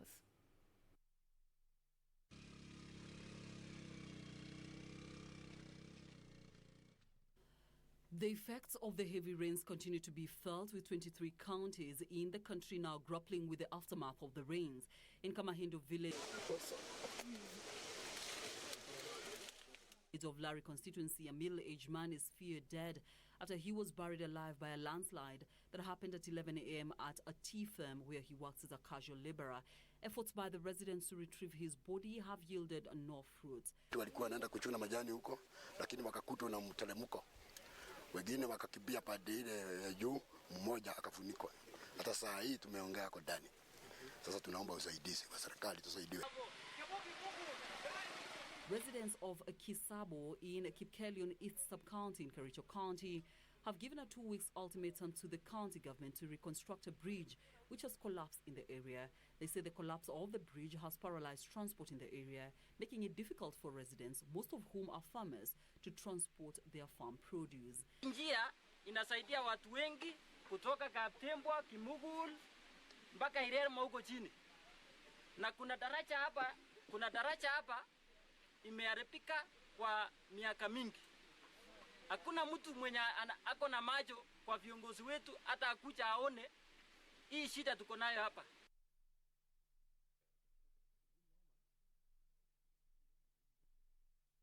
These 7 people were reported dead in Western Region, with about 9,000 households affected by the ongoing floods. Western Region Commissioner Ann Ngetich says over 9,000 households have been affected directly, with the floods sweeping away their property and crops. The affected families have been successfully evacuated in each of the counties that I've mentioned.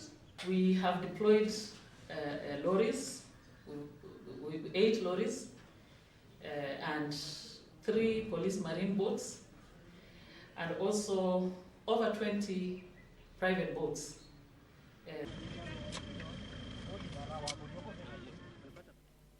West Pokot Governor John Lonyangapu and Kenya Red Cross Society Secretary General Dr. Aisha Mohammed and other government officials were among Kenyans who were stuck on the dilapidated Kapsangar Sekuchion Road for hours following a heavy downpour.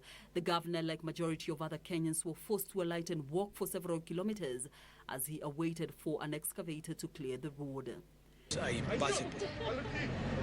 The governor himself, me, my car just couldn't start here for almost more than an hour. And this is a major road that's been supposed to be done by the national government. So I am appealing to the minister in charge of roads and public works and transport, as well as the PS and the committee in charge of roads and public works in the National Assembly. The chairman is Honorable Kusing, that they increase funding for roads in this mountainous county. And as the devastation persists, the government through the Ministry of Devolution and Asals sent food to over 600,000 people affected by floods in various parts of the country, flagging off of a consignment of over 40,000 bags of rice. Devolution and Asals Cabinet Secretary Eugene Wamalwa said the government has put in place elaborate mechanisms to support those affected.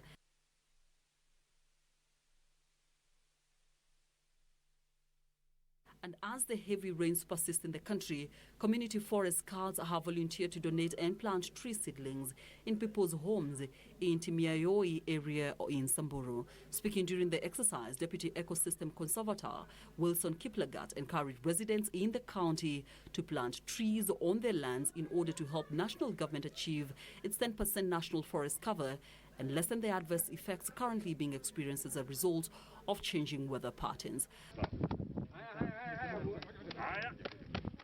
A similar exercise was also held in Gong Hills Forest, led by the Deputy Head of Public Service, Wanyama Musiambo, in collaboration with Kenya Forest Services offices. The exercise saw 3,000 indigenous seedlings planted. The event was part of the ongoing tree planting activities coordinated by the Kenya Forest Service and the Ministry of Environment and Forestry within the Nairobi metropolitan area. Caroline Kamau reporting for Channel 1 News.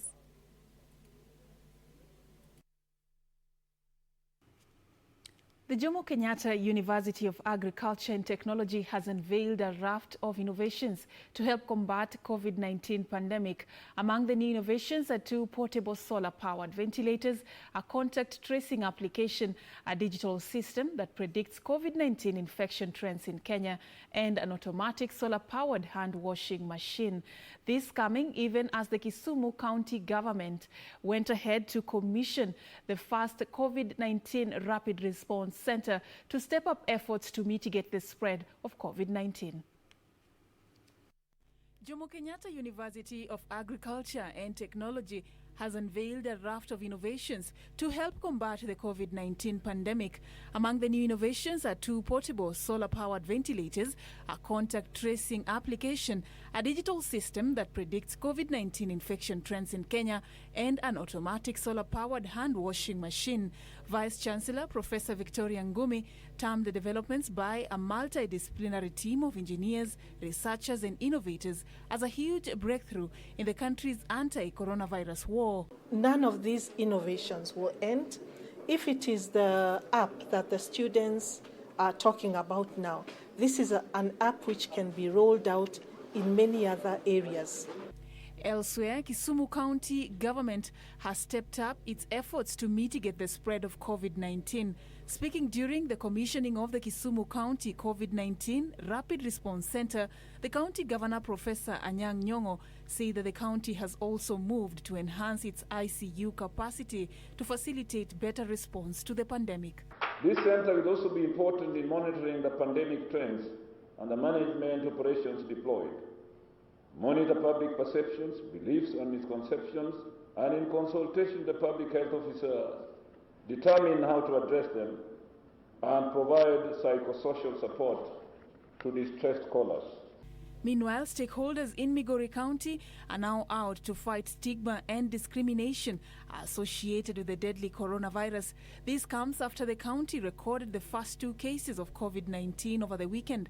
The duo from Kuria West and Kuria East sub-counties are believed to have traveled from Dodoma and Dar es Salaam and crossed into the country through the porous borders into the villages. Elders drawn from both Luo and Kuria communities in Migori County are warning against panic traveling, which they say may further spread the virus. Watu wa Tanzania tuishi nao kwa amani, wasiwe maadui yetu kwa ajili ya ugonjwa wa corona, na sisi tusiwe maadui wao kwa ajili ya ugonjwa wa corona. Isipokuwa tuzingatie maagizo ya serikali. Let us also not discriminate Ukisikia ati fulani yako na corona, that does not mean that the guy is going to die. We have seen also a lot of cases that have recovered, isn't it? And 100 elderly and needy residents in Joro constituency are receiving food rations and masks from a group of well-wishers to cushion them from the adverse effects of COVID-19. The initiative, dubbed Our Journey Sunshine Movement, is mooted by 30 members and seeks to complement the county government's kitty by ensuring that vulnerable people who may not have been captured in the county's database as those deserving humanitarian aid are not left out.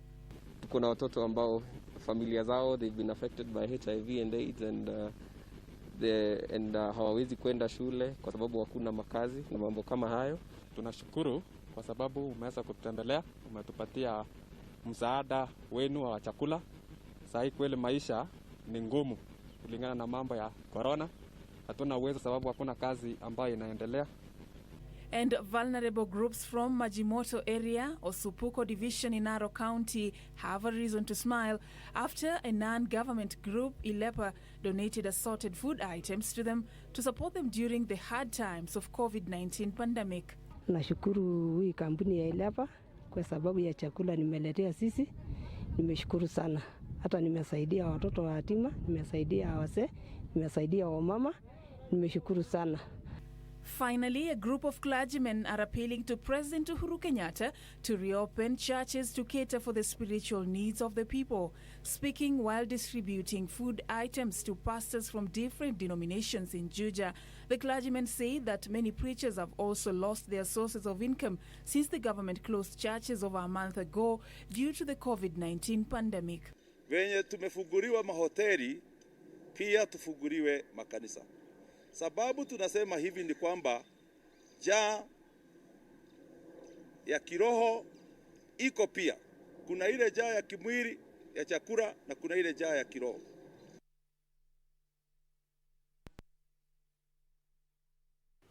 Let's now shift gears a little bit and focus on matters education. The Education Cabinet Secretary, Professor George Magoha, now says the government is here to make a conclusive decision on when schools will reopen. Appearing before the National Assembly Education and Research Committee, Magoha said the matter was an interministerial decision and not the sole decision of the Ministry of Education. Gladys Mungai gives us more details. These questions that are being asked will depend on how the government controls the pandemic. I would like to state, and if I'm not going to be stopped, to say that the advantage of being a physician, everything we are saying for now is that the disease is continuing. There is no evidence that we are about to reach a peak. And if I was to speak as a doctor without thinking of my docket as an education minister, I would say perhaps it is too early to give any specific dates that the House is asking for. Because they will be speculative.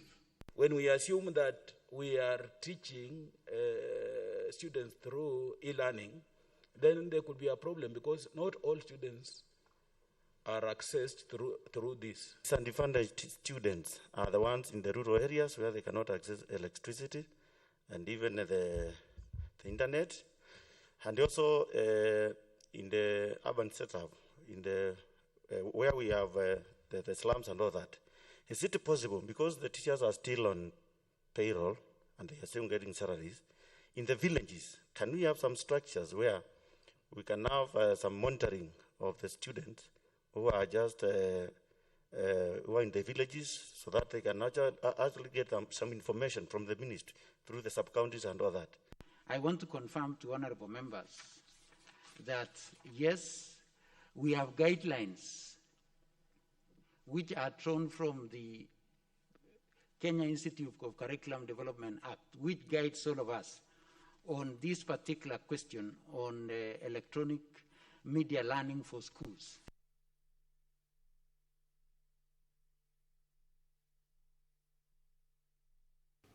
We'll be getting more on what the delegation from the Ministry of Education had to say today in how the COVID-19 pandemic has affected the academic calendar. Silas Okech, thank you so much for watching. You're watching us from Kisumu County. We appreciate you creating time for us. Now, the coronavirus pandemic has presented a unique challenge, forcing the globe to adopt to the new normal, an obtaining situation that has witnessed increased pressure, especially among caregivers. And while stress management is an important skill for parents, it is especially important for caregivers taking care of children with disability. But how can these caregivers ease associated stress?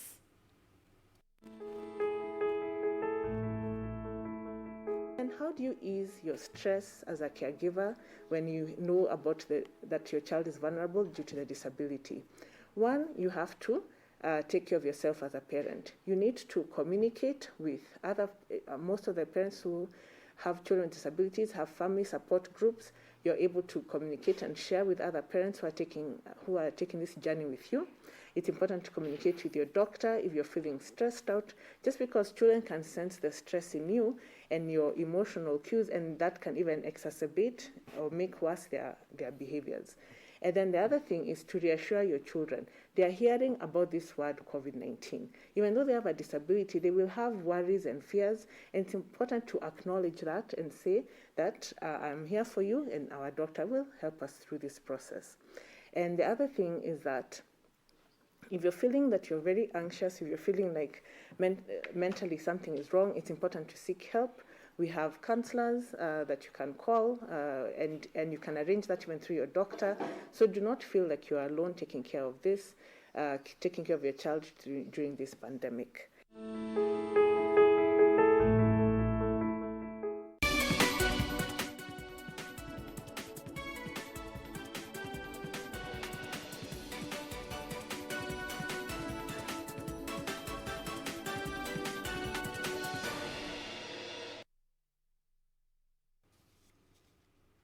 Now it's that time when we get to cross over to the world of business, and it is good news. Kenya's fight against COVID-19 has received a major boost after the International Monetary Fund approved a 78 billion shillings package. The fund will also help meet Kenya's urgent balance of payments needs stemming from the outbreak of the coronavirus. IMF has also urged Treasury to embark on serious fiscal consolidation in a bid to reduce macroeconomic shocks once the virus subsides. Since Kenya reported its first case of the deadly coronavirus on the 12th of March this year, the economy has taken a serious beating due to the disruptions in supply chain and government-imposed curfew that has choked business activities. The government has already slashed GDP growth forecast for this year by half, as analysts project that the country is likely to dip into recession in the worst-case scenario. The National Treasury has been forced to adjust its expenditure plan to avail emergency funds to help deal with the pandemic. The government has further launched an emergency fund appeal to shore up efforts to fight the virus and seal a yawning gap in revenue collection. The World Bank also approved a 5.3 billion shillings facility to support the fight against COVID-19 as confirmed cases soared, stretching health services. The IMF forecast growth of 1% this year for Kenya. The approved emergency funding requested by Kenya is expected to help deal with the pandemic. Kenya will get 78.3 billion shillings from the short-term liquidity line launched mid-last month to provide liquidity support for members facing potential short-term balance of payments difficulties due to the pandemic. African countries have approached the fund to tap the 1.8 trillion shillings fund in a bid to ameliorate the impact of the virus on their economies. IMF says the funds will provide much-needed resources for physical interventions to safeguard public health and support households and farms affected by the crisis. Kenya has undertaken to carry out a detailed independent post-crisis auditing of COVID-19 related expenditures and publish the results, according to the report by IMF. O'Brien Kimman for Channel 1, Lunchtime News. Now, social media giant Facebook has appointed Kenya's human rights activist Maina Kiai to serve as board member of the newly created Oversight Board for Facebook and Instagram Content. Kiai is among the first 20 members to join the independent body, which will govern appeals from the Facebook and Instagram users and questions from Facebook itself. Details of this and more in our corporate news roundup. The increasingly complex and contentious debates about what types of content should and should not be permitted on Facebook and Instagram, including challenges regarding safety of users online. The Oversight Board will tackle cases that potentially impact many users of social media, especially Facebook and Instagram. Kiai, who currently serves as Director of Human Rights Watch's Global Alliances and Partnerships Program, will for a period of 3 years work in collaboration with 19 other members who speak over 27 languages and have diverse professional, cultural, political, and religious backgrounds and viewpoints, and are independent from Facebook, funded by an independent trust, and cannot be removed by Facebook based on their decisions. Meanwhile, real estate company Banda Homes has broken its silence over what its clients who bought homes from the company said was an elaborate scheme of looting 3.9 billion shillings they paid to the firm 2 years ago. Reports indicated that the developer had signed agreements with its clients to deliver projects at Pinewood and Rosewood Estates through off-plan agreements along Kenyatta Road off Thika Superhighway. The firm CEO Andrew Kamau has denied any fraud involvement. Compared to the funds that we are yet to collect from customers, that are about 45 to 60% of the value of the project, right? That means that these customers will pay, we will finish the projects and move on. So let those people who have balances, hurry up. We do not want, to agitate other people. Let us know that we are in this collectively. The real estate company is fighting fraud claims after failing to deliver houses in time, despite receiving money from the clients for 2 consecutive years. Each client is said to have paid the company 3.9 million shillings for 1,000 units in the estates.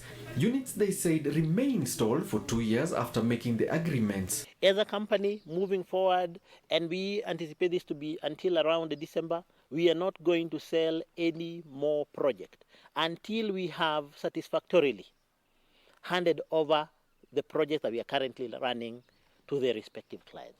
Until then, we are not going to be involved in any more sales or any more projects. Kabau insisted that only 35% of collective work in the project remains incomplete, further highlighting that clients owned the company between 45 and 60% unpaid funds that has slowed a project implementation. Alan Auko, Channel 1 Business.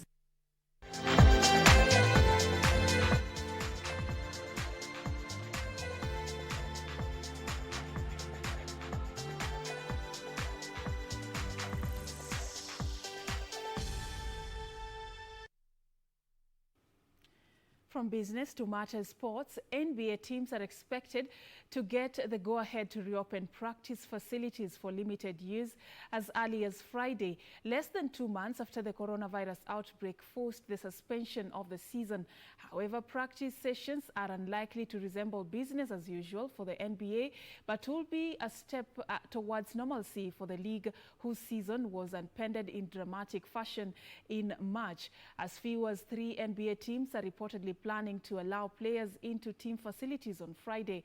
Teams must also thoroughly disinfect any equipment used, from basketballs to weight room equipment. Reports indicate that NBA Commissioner Adam Silver and National Basketball Players Association Executive Director Michelle Roberts will hold a call for all players on Friday to discuss the plans.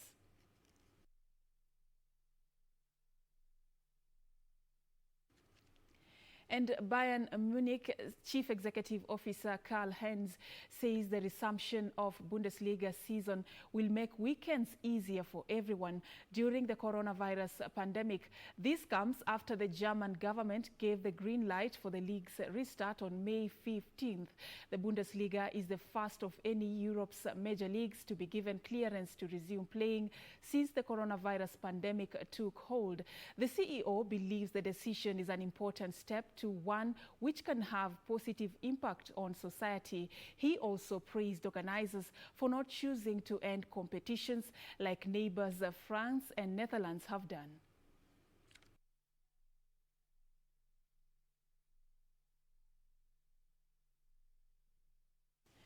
All right, and on that sporting note, we've come to the end of our bulletin. Remember, we are still working on more stories for you, so do stand by for our Swahili bulletin at 7 p.m. and at 9 p.m. for Channel 1.